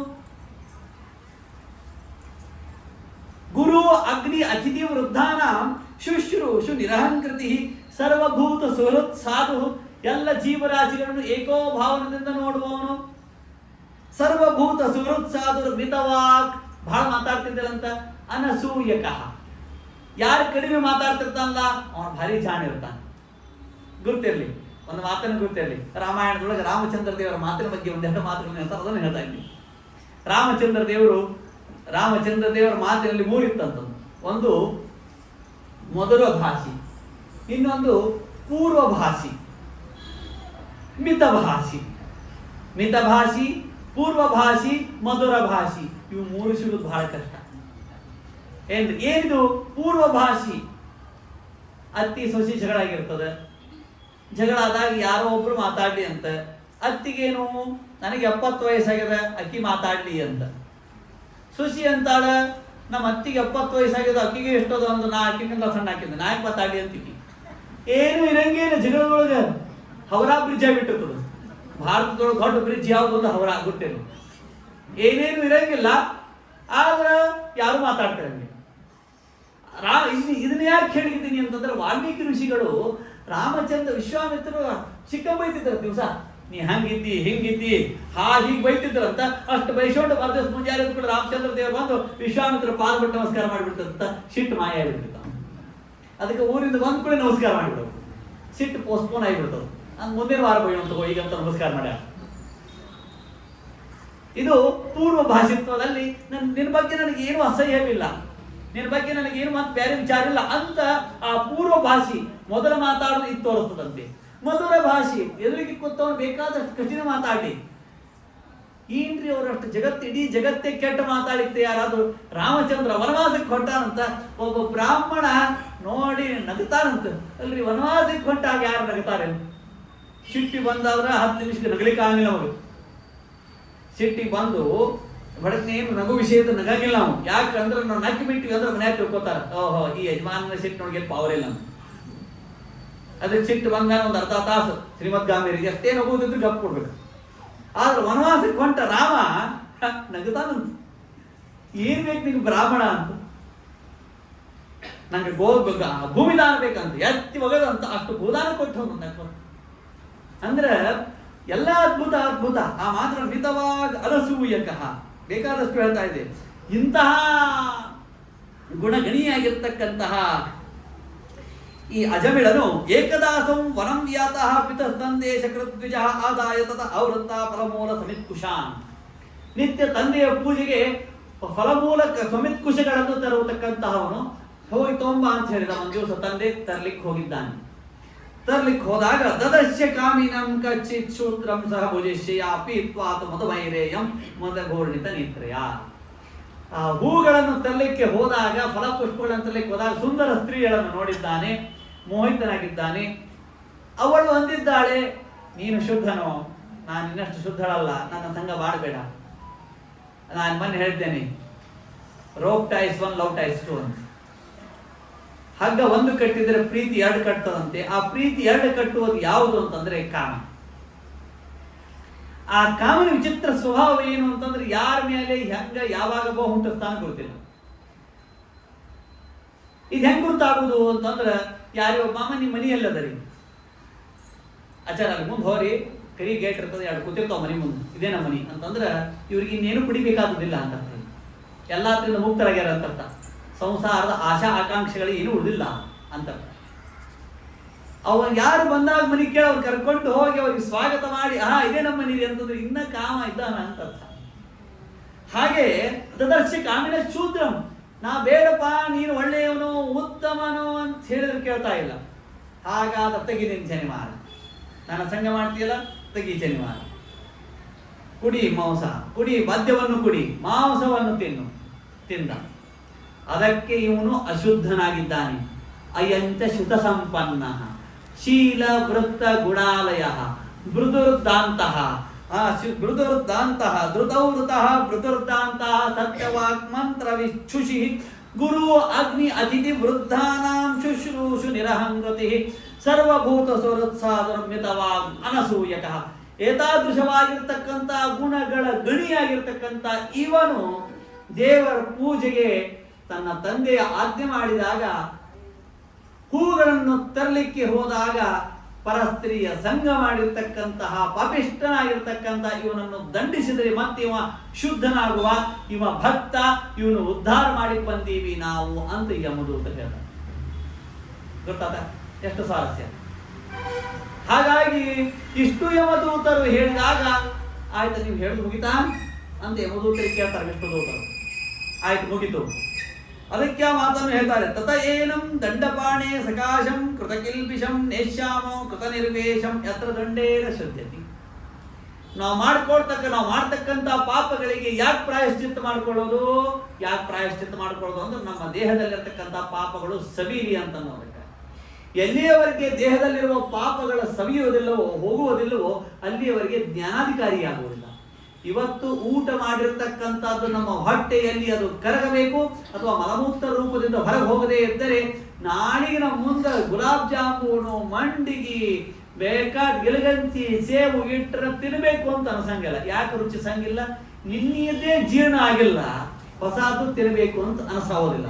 ಹಾಗೆ ಹೊಟ್ಟೆಯಲ್ಲಿರ್ತಕ್ಕಂಥ ಪಾಪಗಳು ಸವಿಯ ಹೊರತು ಎಷ್ಟೇ ಪಾಠ ಪ್ರವಚನಗಳು ಬೇಕಾದಷ್ಟು ಒದರಿ ಹೇಳಿದ್ರು ಕಿವಿಗಳು ಕೇಳಲಿಕ್ಕೆ ತಯಾರ ಆಗುವುದಿಲ್ಲ.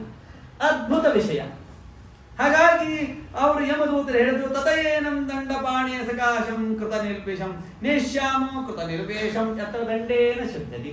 ನಾವು ದಂಡಿಸಿದರೆ, ನಾವು ಶಿಕ್ಷೆಯನ್ನು ಕೊಟ್ಟರೆ ಇವನು ಮತ್ತೆ ಶುದ್ಧನಾಗುವ, ಇವ ಉತ್ತಮ ಭಗವದ್ಭಕ್ತ. ಘೋರ ಪಾತಕಿ ಅಜಮಿಳನ ಸಲುಹಿದ ರಂಗ ನಾರಸಿಂಹನೆಂದರೆ ದಯ ತೋರು ದೇವಾ, ಹೂವ ತರುವರ ಮನೆಗೆ ಹುಲ್ಲ ತರುವ.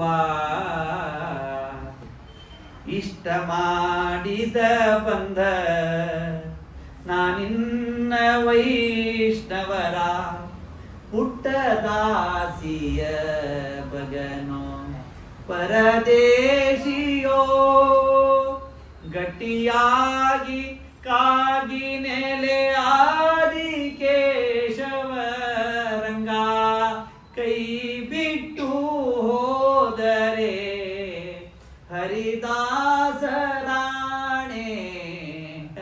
ಪಾಪಿಗೆ ಗ್ಯಾರಂಟಿ ಕೊಡ್ತದಂತ ನಮ್ಮ ಭಗವಂತ ಭಾರಿ ಇದ್ದಾನಂತ. ನಾ ಏನು ಪಾಪಿಷ್ಟನಾದರೂ ಕೂಡ, ಪಾಪಗಳನ್ನು ಮಾಡಿದರೂ ಕೂಡ ಭಗವಂತನಿಗೆ ನಾನು ಉದ್ಧಾರ ಮಾಡುವ ಸಾಮರ್ಥ್ಯ ಅವನಿಗದ. ಭಗವಂತನಲ್ಲಿ ಎಂತೆಂತ ಭಕ್ತಿ ಮಾಡೋರಿದ್ದಾರೆ ಗೊತ್ತಾ? ಕಾಮದಿಂದ ಭಕ್ತಿ ಮಾಡುವವರಿದ್ದಾರೆ ಗೋಪಿಕಾಸ್ತ್ರೀಯರು, ಭಯದಿಂದ ಭಕ್ತಿ ಮಾಡುವವನಿದ್ದಾನೆ ಕಂಸ, ದ್ವೇಷ ಚೈತ್ಯಾದಯೋ ನೃಪಾಹ, ದ್ವೇಷದಿಂದಲೂ ಭಕ್ತಿ ಮಾಡೋದು. ದ್ವೇಷದಿಂದ ಹೇಗೆ ಭಕ್ತಿ ಮಾಡೋದು? ಭಗವಂತನ ನಾಮಸ್ಮರಣೆಯಲ್ಲಿ ವಿಷ್ಣುದೂತರು ಹೇಳ್ತಾ ಇದ್ದಾರೆ, ಅವನು ಉದ್ಧಾರ ಆಗಿಬಿಟ್ಟಾನೋ. ನೀವು ಹೇಳಿದ್ದೆಲ್ಲ ಪಾಪಗಳನ್ನು ಮಾಡ್ಯಾನ ಸತ್ಯ, ಆದ್ರೆ ಭಗವಂತನ ನಾಮಸ್ಮರಣೆಯಿಂದ ಉದ್ಧಾರ ಆಗಿಬಿಟ್ಟಾನೋ. ಭಗವಂತನ ನಾಮಸ್ಮರಣೆಯಲ್ಲಿ ಎಷ್ಟು ಶಕ್ತಿ ಅದ ಅಂತಂದ್ರ, ಪಾಪಿಷ್ಟನಿಗೂ ಅಂತ ಪಾಪ ಮಾಡ್ಲಿಕ್ಕೆ ಶಕ್ತಿ ಇಲ್ಲಂತೆ, ಭಗವಂತನ ನಾಮಸ್ಮರಣೆಯಲ್ಲಿ ಅಂತ ಶಕ್ತಿ ಅದ ಅಂತ. ಏನು? ರಾಮ ಹೊಸ ಹೊಸ ಸಮುದ್ರ ಕಟ್ತಾ ಇರಬೇಕಾದ್ರೆ ಸೀತೆಯನ್ನು ಪಡೆದುಕೊಂಡು ಬರಬಹುದಕ್ಕಾಗಿ ಸೇತುವೆಯಲ್ಲಿ ಕಟ್ಟಿಸ್ತಿದ್ದಂತೆ. ಕಟ್ಟಿಸ್ತಾ ಇರಬೇಕಾದ್ರೆ ಅಲ್ಲಿ ರಾಮ ಅಂತ ಬರಿಬೇಕು, ಶ್ರೀರಾಮ ಅಂತ ಬರಿಬೇಕು, ಕಾಲು ಹೋಗಿಬೇಕು, ಕಾಲು ತೇರ್ಬೇಕು. ಅಷ್ಟಾಗಿ ಯಾರು ವಾಟ್ಸಪ್ ಮಾಡಿದ್ರು, ಅವಾಗ ಇದ್ವೇನ್ರಿ? ಇದು ಅಲ್ಲ, ಅವಾಗ ಮೆಸೇಜ್ ಹೋಗ್ಬಿಡ್ತಿದ್ದು ಬಡ ಬಡ. ಅಲ್ಲಿ ಲಂಕಾಕ್ಕೆ ಹೋಯ್ತು, ರಾಕ್ಷಸರೆಲ್ಲ ಗಂಟೆ ಬಿದ್ರು ರಾವಣನಿಗೆ. ರಾವಣ ರಾಮ ಕಲ್ಲು ತೇಲಿಸ್ತಿದ್ದ, ನಾನು ಏನು ಕಲ್ಲು ತೇಲಿಸ್ಬೇಕು? ಈಗ ಬಾಜಿಕೆ ಮನೆಯಾಗಿ ನೀನು ನೋಡ್ರಿ ಶುರು ಆಯ್ತು, ನಾನು ಶ್ರಾವಣ ಶುಕ್ರವಾರ ಶುರು ಆಯ್ತು ಅಂದ್ರೆ ಸುಮ್ಮನೆ ಅರ್ಶನಾಕ್ ಹೋಗ್ಬೇಕು ಹೋಗಿರ್ತಾರೆ. ಇವರೆಲ್ಲ ಬೇರೆ ಊರದವ್ರು ಏನ್ರಿ, ಅವರು ಅಲ್ಲಿ ಹೋಗಿರ್ತಾರೆ. ಅವ್ರ ಮನ್ಯಾಗ ಒಂದು ಬಟನ್ ಹಾಕಿದ್ರೆ ಫ್ಯಾನ್ ನೋಡ್ತಾರೆ. ಆ ಬಟನ್ ಹಾಕಿದ್ರೆ ಅದೇ ಕಸ ಹುಡುಗಿ ಬಿಡ್ತದ. ಇದು ನಮ್ಮ ಮನ್ಯಾಗ ಬರಬೇಕು, ಹೋದದ್ದು ಅರ್ಶನಾಕ್ ಹೋಗ್ಬೇಕ, ಹುಡಿ ತುಂಬಿಸೋಳಿ ಅಲ್ಲಿ ಆದದ್ದು ಇನ್ನೊಂದೇ.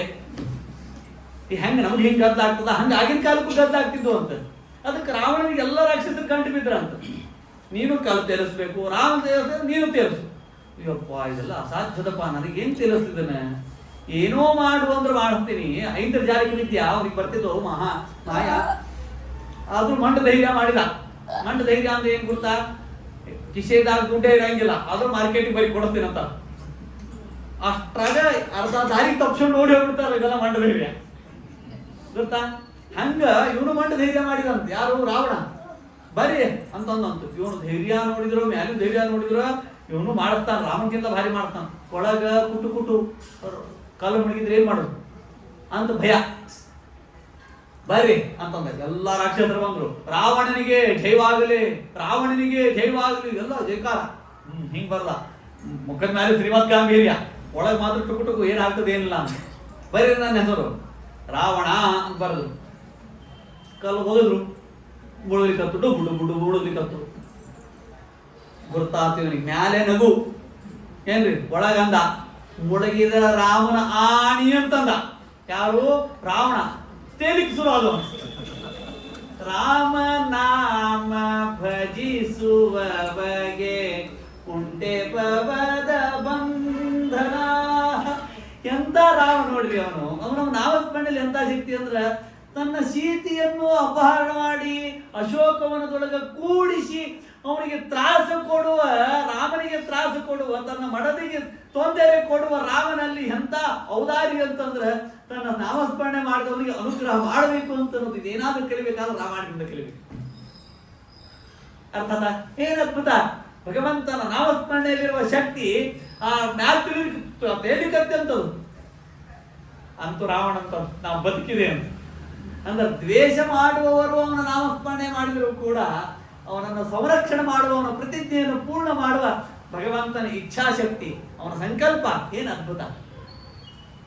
ಹಾಗಾಗಿ ಆ ಮಾತನ್ನು ಕೇಳಬೇಕು. ವಿಷ್ಣು ದೂತರು ಹೇಳ್ತಾ ಇದ್ದಾರೆ, ಹೌದು, ಏತೈನೇವ ಹೆಗೋನೋಸ್ಯ ಕೃತಂ ಸ್ಯಾತ್ ಅಘನಿಷ್ಕೃತಂ ಯದಾ ನಾರಾಯಣ ಇದಿ ಜಗಾದ ಚತುರಕ್ಷರಂ.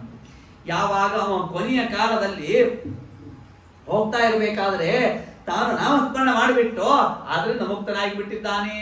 ನಾಮಸ್ಮರಣೆ ಇದ್ದ ಏನೇನಾಗ್ತದೆ ನೋಡಿ. ವ್ಯಾಳೆ ವ್ಯಾಳಕ್ಕೆ ಎಚ್ಚರಿಕೆಗೆ ಕೊಡುವುದು ಹರಿಯ ನಾಮ, ಜಾಳಿಗೆ ಹೊನ್ನು ತುಂಬಿಟ್ಟಂತೆ ಕಾಣಿರೋ ಹರಿಯ ನಾಮ. ಸ್ನಾನ ಸಂಧ್ಯಾ ವಂದನೆ ಮಾಡದವಗೆ ಹರಿಯ ನಾಮ.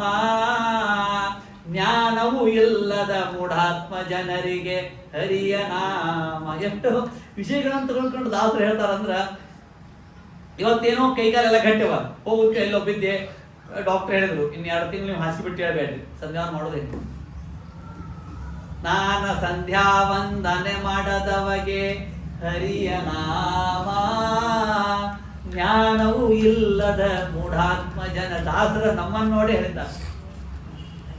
ಇನ್ನ ಅವಕಾಶದಪ್ಪ, ಇನ್ನ ಅವಕಾಶದ. ಈ ಭಾಗವತ್ ಕೇಳಿದ ಮೇಲೆ ಈ ಆಷಾಢ ಮಾಸದ ಏಕಾದಶಿ ಸಲ ಚಾತುರ್ಮಾಸದ ಭಾಗವತ್ ಕೇಳಿ ತಮ್ಮಲ್ಲಿ ಒಂದು ಪರಿವರ್ತನೆ ಆಗ್ಲಿಕ್ಕೆ ಬೇಕು, ಏನಾದ್ರೂ ಮಾಡ್ಬೇಕು. ನಿತ್ಯ ಭಗವಂತ ನಾಮಸ್ಮರಣೆ. ಹರೇ ರಾಮ ರಾಮ ರಾಮ ಹರೇ ಹರೇ, ಹರೇ ಕೃಷ್ಣ ಕೃಷ್ಣ ಕೃಷ್ಣ ಹರೇ ಹರೇ. ಎಷ್ಟು ಸರ್ತಿ ಆತ್ ಗೊತ್ತಾ? 16 ಸರ್ತಿ ಆತ. ಇದನ್ನ 10 ಸರ್ತಿ ಅಂದ್ರ 160 ಏನ್ರಿ?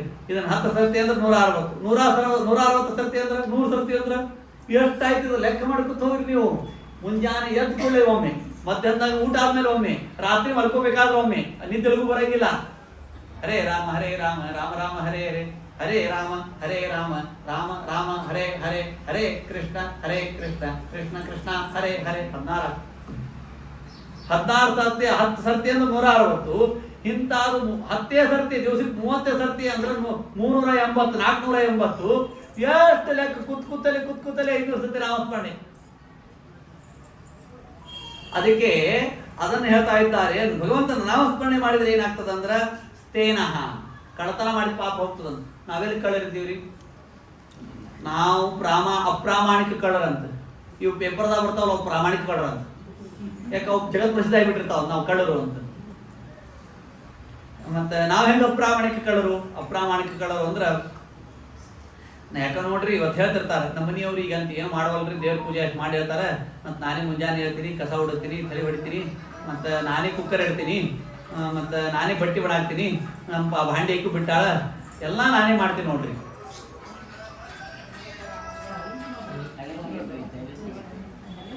ತೇನಃ ಸುರಾಪಹ, ಮದ್ಯಪಾನ ಮಾಡಿರ್ತಕ್ಕಂಥದ್ದು. ಮಿತ್ರ ದೃಕ, ಬೇಕಾದಷ್ಟು ಹೇಳ್ಬೇಕಾಗಿದೆ. ಬ್ರಹ್ಮ ಗುರುತಲ್ಪಗ, ಬ್ರಹ್ಮ ಹತ್ಯೆ ಮಾಡತಕ್ಕಂತಹದ್ದು. ಕಾಯಿನ ವಾಚ ಮನಸ, ಹೀಗೆ ಸ್ತ್ರೀರಾಜ ಪಿತೃಗೋ ಹಂತ ಏಜ ಪಾತಕಿನೋ ಪರೆ. ಇವು ಎಲ್ಲದಕ್ಕೂ ಒಂದೇ ಏನು ಅಂತಂದ್ರ ಭಗವಂತನ ನಾಮಸ್ಮರಣೆ.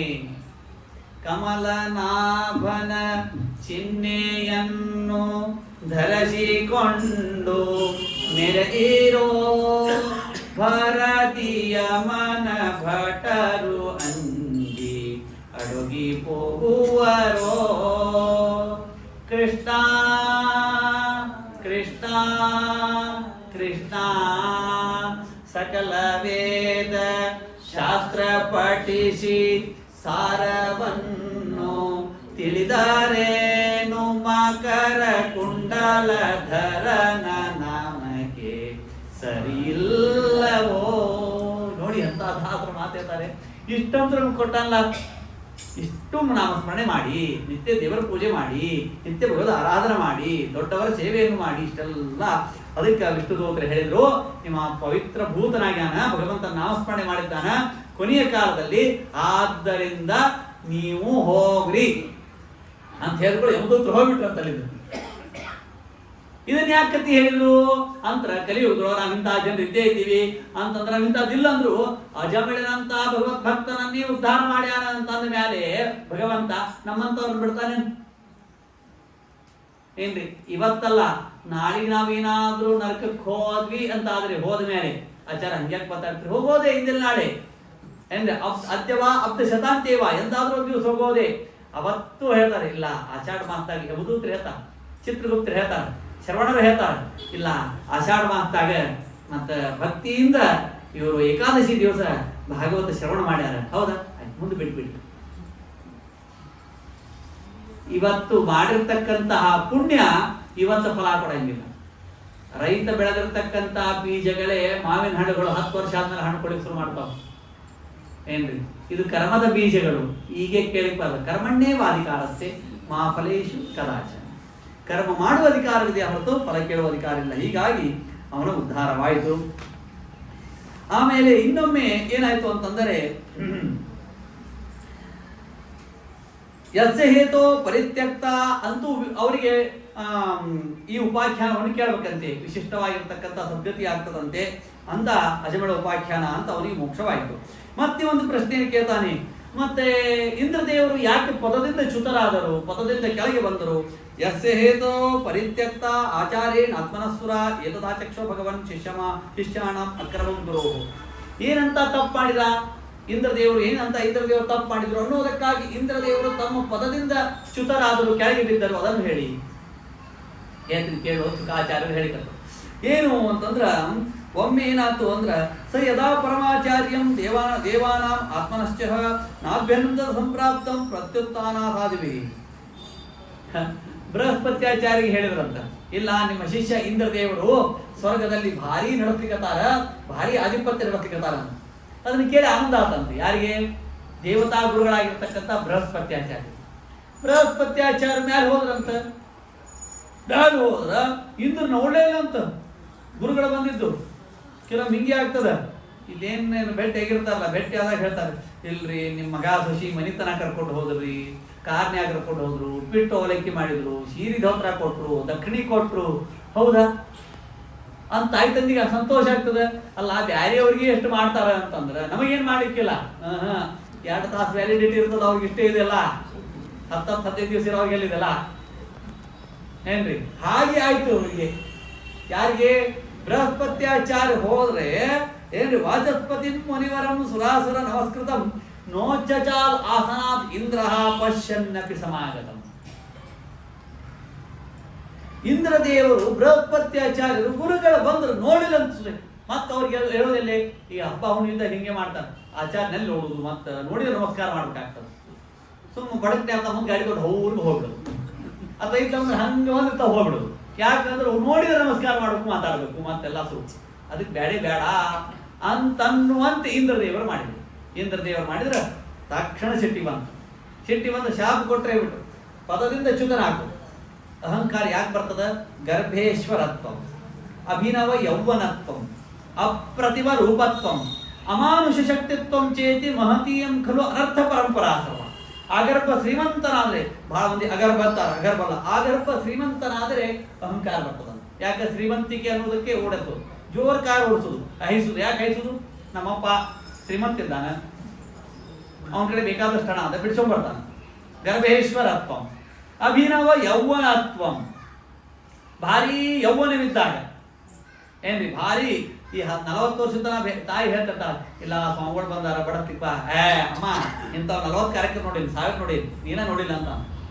60 ವರ್ಷ ಆಯ್ತು ಅಂತಂದ್ರೆ ನವೇ ವಯಸ್ಸಿ ಯಶ್ಯಾಂತಹ ಸಶ್ಯಾಂತ ಇತಿ ಕಥ್ಯತೆ ಧಾತುಷು ಕ್ಷೀಯಮಾನೇಶು ಶಮಕ್ಕಸ್ಯ ನ ಜಾಯತೆ. ಯಾವಾಗ ತನ್ನ ಇಂದ್ರಿಯಗಳು ಶೈಥಿಲ್ಯವಾಗ್ತಾವ ನಮಸ್ಕಾರ ರೀ ಅಂತ ತಾನೆ. ಒಂದು ಲಗ್ನ ಆಗೋಕ್ಕಿಂತ ಮೊದಲಿಗೆ ನಮಸ್ಕಾರ ಅಂತಾನ, ಇನ್ನೊಂದು 60 ಆದ ನಮಸ್ಕಾರ ಅಂತ. ಆ 16ನೇ ವರ್ಷಕ್ಕೆ ಲಗ್ನ ಆಗೋಕ್ಕಿಂತ ಮೊದಲಿಗೆ ಯಾಕಂತ ಅಂದ್ರೆ ಏನೂ ತಿಳುವಳಿಕೆ ಇಲ್ಲದೆ ಇರುವಾಗ ನಮಸ್ಕಾರಿ ಅಂತ. 60 ವರ್ಷಕ್ಕೆ ಏನಾಗ್ತದೆ? ಜಗತ್ತಿನ ಪ್ರಪಂಚದ ಜ್ಞಾನವಾಗಿ ನಮಸ್ಕಾರಿ ಅಂತ. ಅದು ನಮಸ್ಕಾರ, ಇದು ನಮಸ್ಕಾರ. ಸಂಸ್ಕಾರ ಬೇರೆ. ಆ ನಮಸ್ಕಾರಗಳ ಮಧ್ಯದಲ್ಲಿರುವ ಸಂಸ್ಕಾರ ಬೇರೆ. ಅದು ಅದ್ಭುತ. ಗರ್ಭೇಶ್ವರತ್ವಂ, ಅಭಿನವ ಯೌವನತ್ವಂ, ಅಪ್ರತಿಮ ರೂಪತ್ವಂ. ಭಾರಿ ಸೌಂದರ್ಯವಿದ್ರೆ ಅದಕ್ಕೂ ಅಹಂಕಾರ ಇರ್ತದಂತ. ಬಂದು ಕೊಳ್ಳಿ ನೋಡ್ತಿರ್ತಾರಂತ, ನನ್ಕಿಂತ ಯಾರು ಸುಂದರ ಇದ್ದಾರೆ. ಒಬ್ಬಾಕಿ ಬಹಳ ಸುಂದರ ಇದ್ದಂತ, ಭಯಂಕರ ಗಾಂಭೀರ್ಯದಿಂದ ಕೂತಿದ್ದಂತ, ಮೈ ತುಂಬೆಲ್ಲ ಒಡವೆ ಹಾಕೊಂಡಿದ್ದಂತ. ಕೊನೆಗೆ ಆಕಿ ಗಾಂಭೀರ್ಯ ನೋಡಿ ಒಡವೆಗಳಂದು ಅಂತ ಸ್ವಲ್ಪ ನಗು ನಾವು ಚಂದ ಕಾಣಿಸ್ತೀವಿ ಅಂತಂದು. ಅಂದ್ರೆ ನಗುವಿನಕ್ಕಿಂತ ಜಗತ್ನ್ಯಾಗ ಸುಂದರ ವಸ್ತು ಅದ ಯಾವುದು? ಅದು ನ್ಯಾಚುರಲ್, ಅದು ಸ್ವಾಭಾವಿಕ, ಅದು ಕೃತ್ರಿಮ ಅಲ್ಲ, ಅದು ಆರ್ಟಿಫಿಷಿಯಲ್ ಅಲ್ಲ. ಜಗತ್ನ್ಯಾಗ ನಮ್ಮ ದೇಹದಲ್ಲಿ 72,000 ನಾಡಿಗಳವಂತ. ಆ 72,000 ನಾಡಿಗಳು ತೇಜೋನ್ಮುಖವಾಗಬೇಕಾದ್ರೆ ಒಂದು ಜೋರು ನಕ್ಕ ಬಿಟ್ಟರೆ ಸಾಕು. ಸುಳ್ಳೆ ಕಾಣಿಲ್ಲ ಅನ್ನಬಾರ್ದು, ಮತ್ತು ಹುಚ್ಚ ಅಂತ. ಆಮೇಲೆ ಆಚಾರ ನಗೋದಾರ, ಒಮ್ಮೆ ನಕ್ಕೋತಿ ಕೊಡ್ಬಾರ್ದು, ಬಹಳ ನಕ್ಕರು ಹುಚ್ಚ ಅಂತ. ಈಗ ಒಮ್ಮೆ ನಿದ್ದೆ ಎತ್ತಿರ್ತದೆ, ಎಲ್ಲಾರು ಇರ್ತಿರ್ತಾರೆ, ಆಜು ಬಾಜುಕ್ ನೋಡ್ತಾರೆ, ಇವನು ನಗರಿಗೆ ಶುರು ಮಾಡ್ತಾನೆ, ಅದು ಹುಚ್ಚ ನಗೋದು. ಎಷ್ಟು ಬೇಕಷ್ಟೇ. ಮಂದಹಾಸು ಮೃದು ಸುಂದರ ನಂದನಂದನ ಮತೀಂದ್ರಿಯ ಆಕೃತಿ. ಉಡುಪಿಯೊಳಗೆ ಕೃಷ್ಣ ಇದ್ದಾನೆ, ಎಷ್ಟಿದ್ದಾನೆ? ಎಷ್ಟೇನಾಗಬೇಕು ಅಷ್ಟೇ. ಬಹಳ ಹಾಲು ತಗೊಂಡ್ರೆ ಹುಚ್ಚು ಅಂತಿಕೊಂಡ್ಬಿಡ್ತಾನೆ. ಹಾಗೆ ಬಹಳ ಅದ್ಭುತವಾದದ್ದಿದ್ದಲ್ಲ. ಗರ್ಭೇಶ್ವರತ್ವಂ, ಅಭಿನವ ಯೌವನತ್ವಂ, ಅಪ್ರತಿಮ ರೂಪತ್ವಂ, ಅಮಾರ. ಹೀಗೆ ಭಾರಿ ಅಹಂಕಾರ ಯಾಕೆ ಬಂತು? ಇಂದ್ರದೇವರಿಂದ ಐಶ್ವರ್ಯವಿದ್ದಕ್ಕೆ. ಬೃಹಸ್ಪತ್ಯಾಚಾರ ಅಂದ್ರೆ ಈಗಿಂದೀಗೆ ಪದದಿಂದ ಚ್ಯುತನಾಗು, ಅಷ್ಟರೊಳಗೆ ಪದದಿಂದ ಕೇಳಬೇಕು ಇಂದ್ರದೇವ. ಆಗ ವಿಶ್ವರೂಪಾಚಾರ್ಯರು ಅವರಿಗೆ ನಾರಾಯಣ ವರ್ಮವನ್ನು ಉಪದೇಶ ಮಾಡಿದಂತೆ. ಭಾರಿ ಶ್ರೇಷ್ಠವಾದದ್ದು. ಹರಿರ್ವಿದಧ್ಯಾತ್ಮಸರ್ವರಕ್ಷಾಂ ನ್ಯಸ್ತಂಗ್ರಿ ಪದ್ಮ ಪತಕೇಂದ್ರ ಪೃಷ್ಠೆ ದರಾರಿ ಚರ್ಮಾತಿ ಗದೇಶು ಚಾಪ ಪಾಶಾಂತದಾನೋಷ್ಟ ಗುಣೋಷ್ಟ ಬಾಹು ಜಲೇಶು ಮಾಂ ರಕ್ಷತು ಮತ್ಸ್ಯಮೂರ್ತಿ ಯಾದೋ ಗುಣೇಭ್ಯೋ ವರ್ಣಸ್ಯ ಪಾಶಾತ್ ತಲೇಚು ಮಾಯಾಮ ಮೋಘಟವಾಮನೋ ವ್ಯಾತ್ರಿವಿಕ್ರಮಖೇವತು ವಿಶ್ವರೂಪಃ. ಭಾರಿ ದೀರ್ಘವಾಗಿರ್ತಕ್ಕಂಥದ್ದು. ಸ್ವಲ್ಪ ಸಂಕ್ಷೇಪ ಹೇಳಿ ಮುಗಿಸ್ಬಿಡ್ತೀನಿ. ಏನು ಅಂತೀರ? ಎಲ್ಲ ಸಂಕ್ಷೇಪ ಹೇಳ್ತಿರಲ್ಲ ಅಂದ್ರೆ ಬರೀ ಹೈಲೈಟ್ಸ್ ತಿಳ್ಕೊಂಡ್ಬಿಡ್ತೀನಿ. ಬರೀ ಹೈಲೈಟ್ಸ್ ಈಗ ಹೇಳೋದು.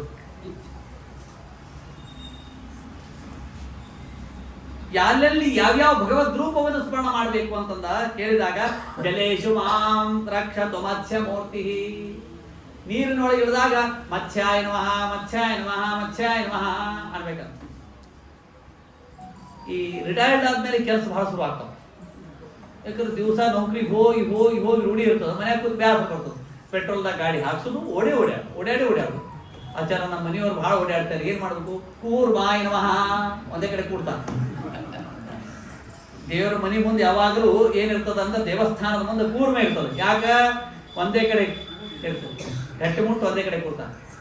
ಇಲ್ರಿ ಆಚಾರ ನಮಗೆ ಜ್ಞಾನ ಬೇಕು. ಯಾರು ಇಲ್ಲೇ ಇಲ್ಲಿ ಜ್ಞಾನ ಬೇಕು ಅಂತ ನಾವು ಜ್ಞಾನ ಬೇಕು ಅಂತ ನಾವು ವೇದವ್ಯಾಸಾಯ ನಮಃ, ಹಯಗ್ರೀವಾಯ ನಮಃ, ಋಷಭಾಯ ನಮಃ. ಇವೆಲ್ಲ ಭಗವಂತನ ರೂಪಗಳು ಏನ್ರಿ? ಭಗವತ್ ಜ್ಞಾನಕಾರಿ ರೂಪಗಳು. ಇನ್ನ ಗುಹಾದೊಳಗೆ ಹೋದಾಗ, ವನವಾಸದಲ್ಲಿದ್ದಾಗ, ಅರಣ್ಯದೊಳಗಿದ್ದ ರಾಮಾಯ ನಮಃ. ಪರಾಕ್ರಮ ಬೇಕು ಅಂದ್ರ ಪರಶುರಾಮಾಯ ನಮಃ. ತ್ರಿವಿಕ್ರಮಖೇವತು ವಿಶ್ವರೂಪ. ಫ್ಲೈಟ್ನಾಗ ಕೂತಾಗ ಏನು ಆಗ್ಬಾರ್ದು ಅಂದ್ರೆ ತ್ರಿವಿಕ್ರಮಾಯ ನಮಃ. ಬ್ರಹ್ಮಚರ್ಯ ಬೇಕು ಅಂದ್ರ ಸನತ್ ಕುಮಾರಾಯ ನಮಃ. ಆರೋಗ್ಯ ಬೇಕು ಅಂದ್ರ ಧನ್ವಂತರಾಯ ನಮಃ. ಏನು ಅದ್ಭುತವಾದದ್ದು. ಹೀಗೆ ನಾರಾಯಣ ವರ್ಮವನ್ನು ಉಪದೇಶ ಮಾಡಿದರು. ಯಾರು? ವಿಶ್ವರೂಪಾಚಾರ್ಯರು. ಯಾರಿಗೆ? ಇಂದ್ರದೇವರಿಗೆ. ಯಾಕೆ? ಪದದಿಂದ ಚ್ಯುತಕ್ಕಾಗಿ. ಪದದಿಂದ ಯಾಕೆ ಚ್ಯುತರಾದರು? ಗುರುಗಳಿಗೆ ನಮಸ್ಕಾರ ಮಾಡಿದ. ಬರೇ ಅವ್ರಿಗೆ ಯಾಕೆ ನಾವು ನಮಸ್ಕಾರ ಮಾಡಬೇಕು? ನಮಸ್ಕಾರದ ಮಹಿಮೆ ಇದು. ನಮಸ್ಕಾರ ಮಾಡಿದ್ರೆ ಮನೆ ಹೇಳಿ ನಾನು ಅಭಿವಾದನಶೀಲಸ್ಯ ನಿತ್ಯಂ ವೃದ್ಧೋಪಿ ಸೇವಿನಃ ಚತ್ವಾರಿ ತಸ್ಯ ವರ್ಧಂತೆ ಆಯುರ್ವಿದ್ಯಾ ಯಶೋಬಲ. ಯಾರು ನಮಸ್ಕಾರ ಮಾಡ್ತಾನೋ, ಬಲಗಡೆಯಿಂದ ನಮಸ್ಕಾರ ಮಾಡ್ತಾನೋ, ಆಯುಷ್ಯವಂತನಾಗ್ತಾನೆ, ವಿದ್ಯಾವಂತನಾಗ್ತಾನೆ, ಬಲಿಷ್ಠನಾಗ್ತಾನೆ. ಹೆಂಗ? ಅಧ್ಯಾತ್ಮದಿಂದ ಬಲಿಷ್ಠನಾಗ್ತಾನೆ. ನೋಡ್ಲಿಕ್ಕೆ ತೆಳಗಿರ್ತಾನೆ. ಶ್ರೀ ಶ್ರೀಧರ ಪ್ರತತಾರ ಶರೀರ ಯಷ್ಟಿ ಭೂರ್ಯವ್ರತೌ ಪ್ರಭವ ದಿವ್ಯ ಸುಖಾಂತಿ ಮಂತೌ ತೌ ದೇಹ ಶುದ್ಧಿ ಮತಿ ಮಾತ್ರ ಮಥಾಲ ವೇದ. ನೋಡ್ಲಿಕ್ಕೆ ತೆಳ್ಳಗಿರ್ತಾರ, ಮುಖದ ಮೇಲೆ ಕಾಂತಿ ಮಾತ್ರ ಅದ್ಭುತ ಇರ್ತದೆ. ಹಾಗಾಗಿ ಇಮಾಂ ವಿದ್ಯಾಂ, ಈ ನಾರಾಯಣ ವರ್ಮವನ್ನು ಉಪದೇಶ ಮಾಡಿದರು. ನಾರಾಯಣ ವರ್ಮವನ್ನು ಉಪದೇಶ ಮಾಡಿದರು ಯಾರು? ವಿಶ್ವರೂಪಾಚಾರ್ಯರು ಇಂದ್ರದೇವರಿಗೆ. ಇಂದ್ರದೇವರಿಗೆ ಈ ನಾರಾಯಣ ವರ್ಮದ ಮಹಿಮೆ ಏನು? ಇಮಾಂ ವಿದ್ಯಾಂ ಪುರಾ ಕಶ್ಚಿತ್ ಕೌಶಿಕೋ ಧಾರಯನ್ ದ್ವಿಜ ಯೋಗ ಧಾರಣಯ ಸ್ವಾಂಗಂ ಜೇಹೌ ಸಂಹರ್ದನ್ಮನ್. ಕೌಶಿಕ ಎಂಬ ಬ್ರಾಹ್ಮಣ ನಿತ್ಯ ನಾರಾಯಣ ವರ್ಮವನ್ನು ಅಂತಿದ್ರು. ಅಂತ ಇರಬೇಕಾದ್ರೆ ಒಮ್ಮೆ ಮರುಭೂಮಿಯಲ್ಲಿ, ಡೆಸರ್ಟ್, ಆ ಮರುಭೂಮಿಯಲ್ಲಿ ದೇಹವನ್ನು ಬಿಟ್ಬಿಟ್ಟು ದೇಹ ಪಾತವಾಯಿತು, ತೀರಿ ಹೋದ್ರು ಕೌಶಿಕ ಎಂಬ ಬ್ರಾಹ್ಮಣ. ತಸ್ಯೋಪರಿ ವಿಮಾನೇನ ಗಂಧರ್ವಪತಿರೇಕದ ಯಯೋ ಚಿತ್ರ ತಸ್ತ್ರೇ ವೃತೋ ಯತ್ರ ದ್ವಿಜಕ್ಷಯ ಸಾಂಗನೋ ನೆವದ ಸದ್ಯ ಸ್ವಯಮಾನೋ ಹೆವಾಕ್ಷರ ವಿದ್ಯಾಂ ಇಮಾಂ ಧಾರಯತೋ ಮೃತಸ್ಯ ಅಸ್ಥಿ ವಿಲಂಘನ.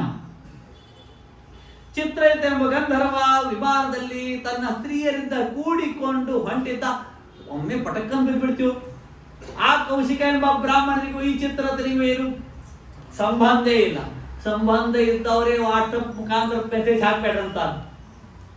ಏನ್ ಇಮಿಡಿಯೇಟ್ ಹೋಗ್ತಿರ್ತಾರೆ, ಇಲ್ಲಿ ಮೆಸೇಜ್ ಹಾಕ್ಬಿಡ್ತಾರೆ. ಏನ್ರಿ? ಅಷ್ಟು ಹಾಕ್ಬಾರ್ದು ಬೇಗನೆ. ಈ ಕೌಶಿಕ ಎಂಬ ಬ್ರಾಹ್ಮಣನಿಗೂ, ನಾರಾಯಣ ವರ್ಮವನ್ನು ಪಠನ ಮಾಡುವ ಕೌಶಿಕ ಎಂಬ ಬ್ರಾಹ್ಮಣನಿಗೂ ಚಿತ್ರತ ಎಂಬ ಗಂಧರ್ವನಿಗೆ ಏನೇನು ಸಂಬಂಧ ಇಲ್ಲ. ಆದರೆ ನಾರಾಯಣ ವರ್ಮವನ್ನು ಪಠನ ಮಾಡುವ ಒಬ್ಬ ಬ್ರಾಹ್ಮಣನ ಯೋಗ್ಯತೆ ಏನಿರ್ತದ ಅಂತ ಅನ್ನೋದು ನಾರಾಯಣ ವರ್ಮ ತಿಳಿಸ್ತಾ ಇದೆ. ಚಿತ್ರತ ಎಂಬ ಗಂಧರ್ವನ ವಿಮಾನ ಕೆಳಗೆ ಬಿದ್ದು ಬಿಡ್ತಾನೆ. ಕೆಳಗೆ ಬಿದ್ದರೆ ನಾ ಏನೂ ತಪ್ಪೇ ಮಾಡಿಲ್ಲ, ನಾ ಯಾಕೆ ಕೆಳಗೆ ಬಿದ್ದೆ ಅಂತ ಅವ್ರ ಚಿಂತೆ ಆಕಾಶವಾಣಿ ಆಗ್ತದಂತೆ. ಮೃತಸ್ಯ ಅಸ್ಥಿ ವಿಲಂಘನ, ನೀ ಯಾಕೆ ಬಿದ್ದಿ ಅಂತಂದ್ರೆ ನಾರಾಯಣ ವರ್ಮವನ್ನು ಪಠಣ ಮಾಡತಕ್ಕಂತಹ ಬ್ರಾಹ್ಮಣನ ಅಸ್ಥಿಗಳನ್ನು ದಾಟುವಂತೆ ಇಲ್ಲ. ನೋಡಿ ಏನು ಶಕ್ತಿ ನಾರಾಯಣ ವರ್ಮದಲ್ಲಿ. ಈ ಶಕ್ತಿ, ವರ್ಮ ಅಂದ್ರೆ ಕವಚ, ಕವಚ ಅಂದ್ರೆ ರಕ್ಷಣೆ ಇರತಕ್ಕಂಥ, ನಮ್ಮ ರಕ್ಷಣೆ ಆಗತಕ್ಕಂಥದ್ದು. ನಾನೇನು ಮಾಡಲಿ ಅಂತ ಕೇಳುವಂತೆ ಚಿತ್ರದ ಎಂಬ ಗಂಧರ್ವ. ಅದಕ್ಕೆ ಅವರ ಸವಾಲಿಕೀಲ್ಯ ವಚನ ಅಸ್ತೀನ್ ಆದಾಯ ವಿಸ್ಮಿತ ಪ್ರಾಚ್ಯ ಸರಸ್ವತ್ಯಾಂ ಸ್ನಾತ್ವಾ ಧಾಮ ಸಂಯೋಗ. ಅದಕ್ಕೆ ವಾಲಿಕೀಲ್ಯರು ಹೇಳಿದರು, ಯಾರು ಕ್ರತೋರಪಿ ಕ್ರಿಯಾ ಭಾರ್ಯ ವಾಲಿಕೀಲ್ಯಾಂ ಅಸೂಯತ, ಯಾರು ಬ್ರಹ್ಮದೇವರ ಕೈಯಿಂದ ತೃತೀಯ ಸ್ಕಂದದಲ್ಲಿ ಹುಟ್ಟಿರ್ತಕ್ಕಂಥವ್ರು ಕ್ರತು ಋಷಿಗಳು, ಆ ಕ್ರತು ಋಷಿಗಳ ಮಡದಿ ಕ್ರಿಯೆಗಳು, ಆ ಕ್ರಿಯೆಯಲ್ಲಿ ಹುಟ್ಟಿರ್ತಕ್ಕಂತಹ 60,000 ಮಂದಿ ಯಾವ ವಾಲಕೀಲ್ಯರು, ಆ ವಾಲಕೀಲ್ಯರು ಹೇಳಿದರು ಏನಂತೆ ಅಂತಂದರೆ, ಆ ತೀರಿ ಹೋಗಿರ್ತಕ್ಕಂತಹ ಕೌಶಿಕ ಎಂಬ ಬ್ರಾಹ್ಮಣನ ಅಸ್ಥಿಗಳನ್ನು ನೀನು ಸರಸ್ವತಿ ನದಿಯಲ್ಲಿ ಹಾಕು. ಹಾಕಿದ, ಸ್ನಾನ ಮಾಡಿದ, ಹೊಂಟು ಬಿಟ್ಟ. ಮುಂದೇನಾತು? ಯೈದಂ ಶೃಣುಯಾತ್ ಕಾಲೇ ಯೋಧಾರೈತಿ ಚಾತೃತ ತನ್ನಮಸ್ಯಂತಿ ಭೂತಾನಿ ಮುಚ್ಚತೆ ಸರ್ವತೋ ಭಯ. ಯಾರು ಈ ನಾರಾಯಣ ವರಮವನ್ನು ಪಠಣ ಮಾಡ್ತಾರೋ ಎಲ್ಲ ವಿಧವಾಗಿರ್ತಕ್ಕಂಥ ಭಯಗಳಿಂದ ಮುಕ್ತರಾಗ್ತಾರೆ. ಎಲ್ಲ ವಿಧ ಭಯ ಅಂದ್ರೆ ಏನು? ವಯಸ್ಸಾದ ಹಾಗೆ ಚಿಂತೆ ಆಗ್ತದೆ. ಮಕ್ಕಳು ಬಹಳ ದೂರಿರ್ಲಿಕ್ಕಂದ್ರೆ ಚಿಂತೆ ಆಗ್ತದೆ. ನಮ್ಮ ಮಗ ನಮ್ಮ ಮಾತು ಕೇಳ್ತಾನೋ ಇಲ್ಲೋ, ನನಗೇನಾದ್ರೂ ತಂದು ಕೊಡ್ತಾನೋ ಇಲ್ಲೋ, ನಮ್ಮ ಅತ್ತಿ ಉಳಿಸ್ಕೋತಾನೋ ಎಲ್ಲ ನಾಶ ಮಾಡಿಬಿಡ್ತಾನೋ, ಧ್ವಂಸ ಮಾಡ್ತಾನೋ ಇಲ್ಲೋ, ಮುಂದೆ ನಮ್ಮ ಗತಿ ಏನು? ಹೇಳ್ಕೊಳಿಕ್ಕೆ ಎಲ್ಲಾರ ಮುಂದೆ ಹೇಳ್ತೀವಿ ಮಕ್ಕಳಿದ್ದಾರಂತ, ಇವೆಲ್ಲ ಚಿಂತೆ ಆಗ್ತದೆ. ಹಣ ಇಲ್ಲದೆ ಇರುವವನಿಗೆ ಹಣದ ಚಿಂತೆ, ಹಣ ಇದ್ದವನಿಗೆ ರಕ್ಷಣೆ ಚಿಂತೆ. ಅದಕ್ಕೆ ಯೋಗಕ್ಷೇಮಂ ವಹಾಮ್ಯಂ, ಅಪ್ರಾಪ್ತಸ್ಯ ಪ್ರಾಪ್ತಿ ಯೋಗ, ಪ್ರಾಪ್ತಸ್ಯ ಪರಿರಕ್ಷಣಂ ಕ್ಷೇಮ. ನಮಗೆಲ್ಲ ಈಗ ಅಪ್ರಾಪ್ತಸ್ಯ ಪ್ರಾಪ್ತಿ ಆಗ್ಯದ, ಆದ್ರೆ ಪ್ರಾಪ್ತಸ್ಯ ಪರಿರಕ್ಷಣ ಆಗಬೇಕಾಗಿದೆ. ನಮ್ಮ ಆಸ್ತಿ ಪಾಸ್ತಿ ಧರ್ಮ ಸಂಸ್ಕಾರ ದೇವರ ಪೂಜೆ ನವರಾತ್ರಿ ನಮ್ಮ ಮನೆ ಲಕ್ಷ್ಮಿ ಕೂಡಿಸ್ತೀವಿ, ಮುಂದೆ ನಮ್ಮ ಸಸಿ ಕೂಡಿಸ್ತಾಳೋ ಇಲ್ಲೋ, ಸೀರೆ ಉಟ್ಕೊಳ್ತಾಳೋ ಇಲ್ಲೋ, ಅಷ್ಟಾಂಗ ಹಚ್ಕೊಳ್ತಾಳೋ ಇಲ್ಲೋ, ಮಂಗಳಸೂತ್ರ ಹಾಕೊಳ್ತಾಳೋ ಇಲ್ಲೋ, ಎಲ್ಲಾ ದೊಡ್ಡ ಚಿಂತೆಗಳವ. ಈ ಊರಾಗೆಲ್ಲ, ಈ ಊರಾಗ ಮತ್ತೆಲ್ಲ ಚಲೋ ಇದ್ದೀವಿ, ಬೇರೆ ಊರಿಂದ ಹೇಳಿದ್ದೆ ನಾವು, ಇದೆಲ್ಲಾ ಕಡೆ ಅಂಡರ್ಲೈನ್ ಇದು. ಆಮೇಲೆ ಮುಂದಿನ ವರ್ಷ ನೀವು ಪ್ರವಚನಕ್ಕೆ ಕರೀದಿದ್ರ ಕಳ್ಮನ್ ಕಣ್ಣವ್ರು ಬೈತಾರ, ಆಚಾರ್ಯ ನಿಮ್ಮ ಭಾಗವತ್ ಹೇಳಿ ಕರೆಯೋದನ್ನ ಅವ್ರು ಬೈತೀರಿ ನೀವು ಪ್ರವಚನದಾಗ. ನಿಮ್ಗೆ ಯಾಕೆ ಬೈಲಿ ನಾನು? ಮುತ್ತೈದಿ ಅಂತಾರ. ಯಾಕೆ ಮುತ್ತೈದಿ ಅಂತಾರ?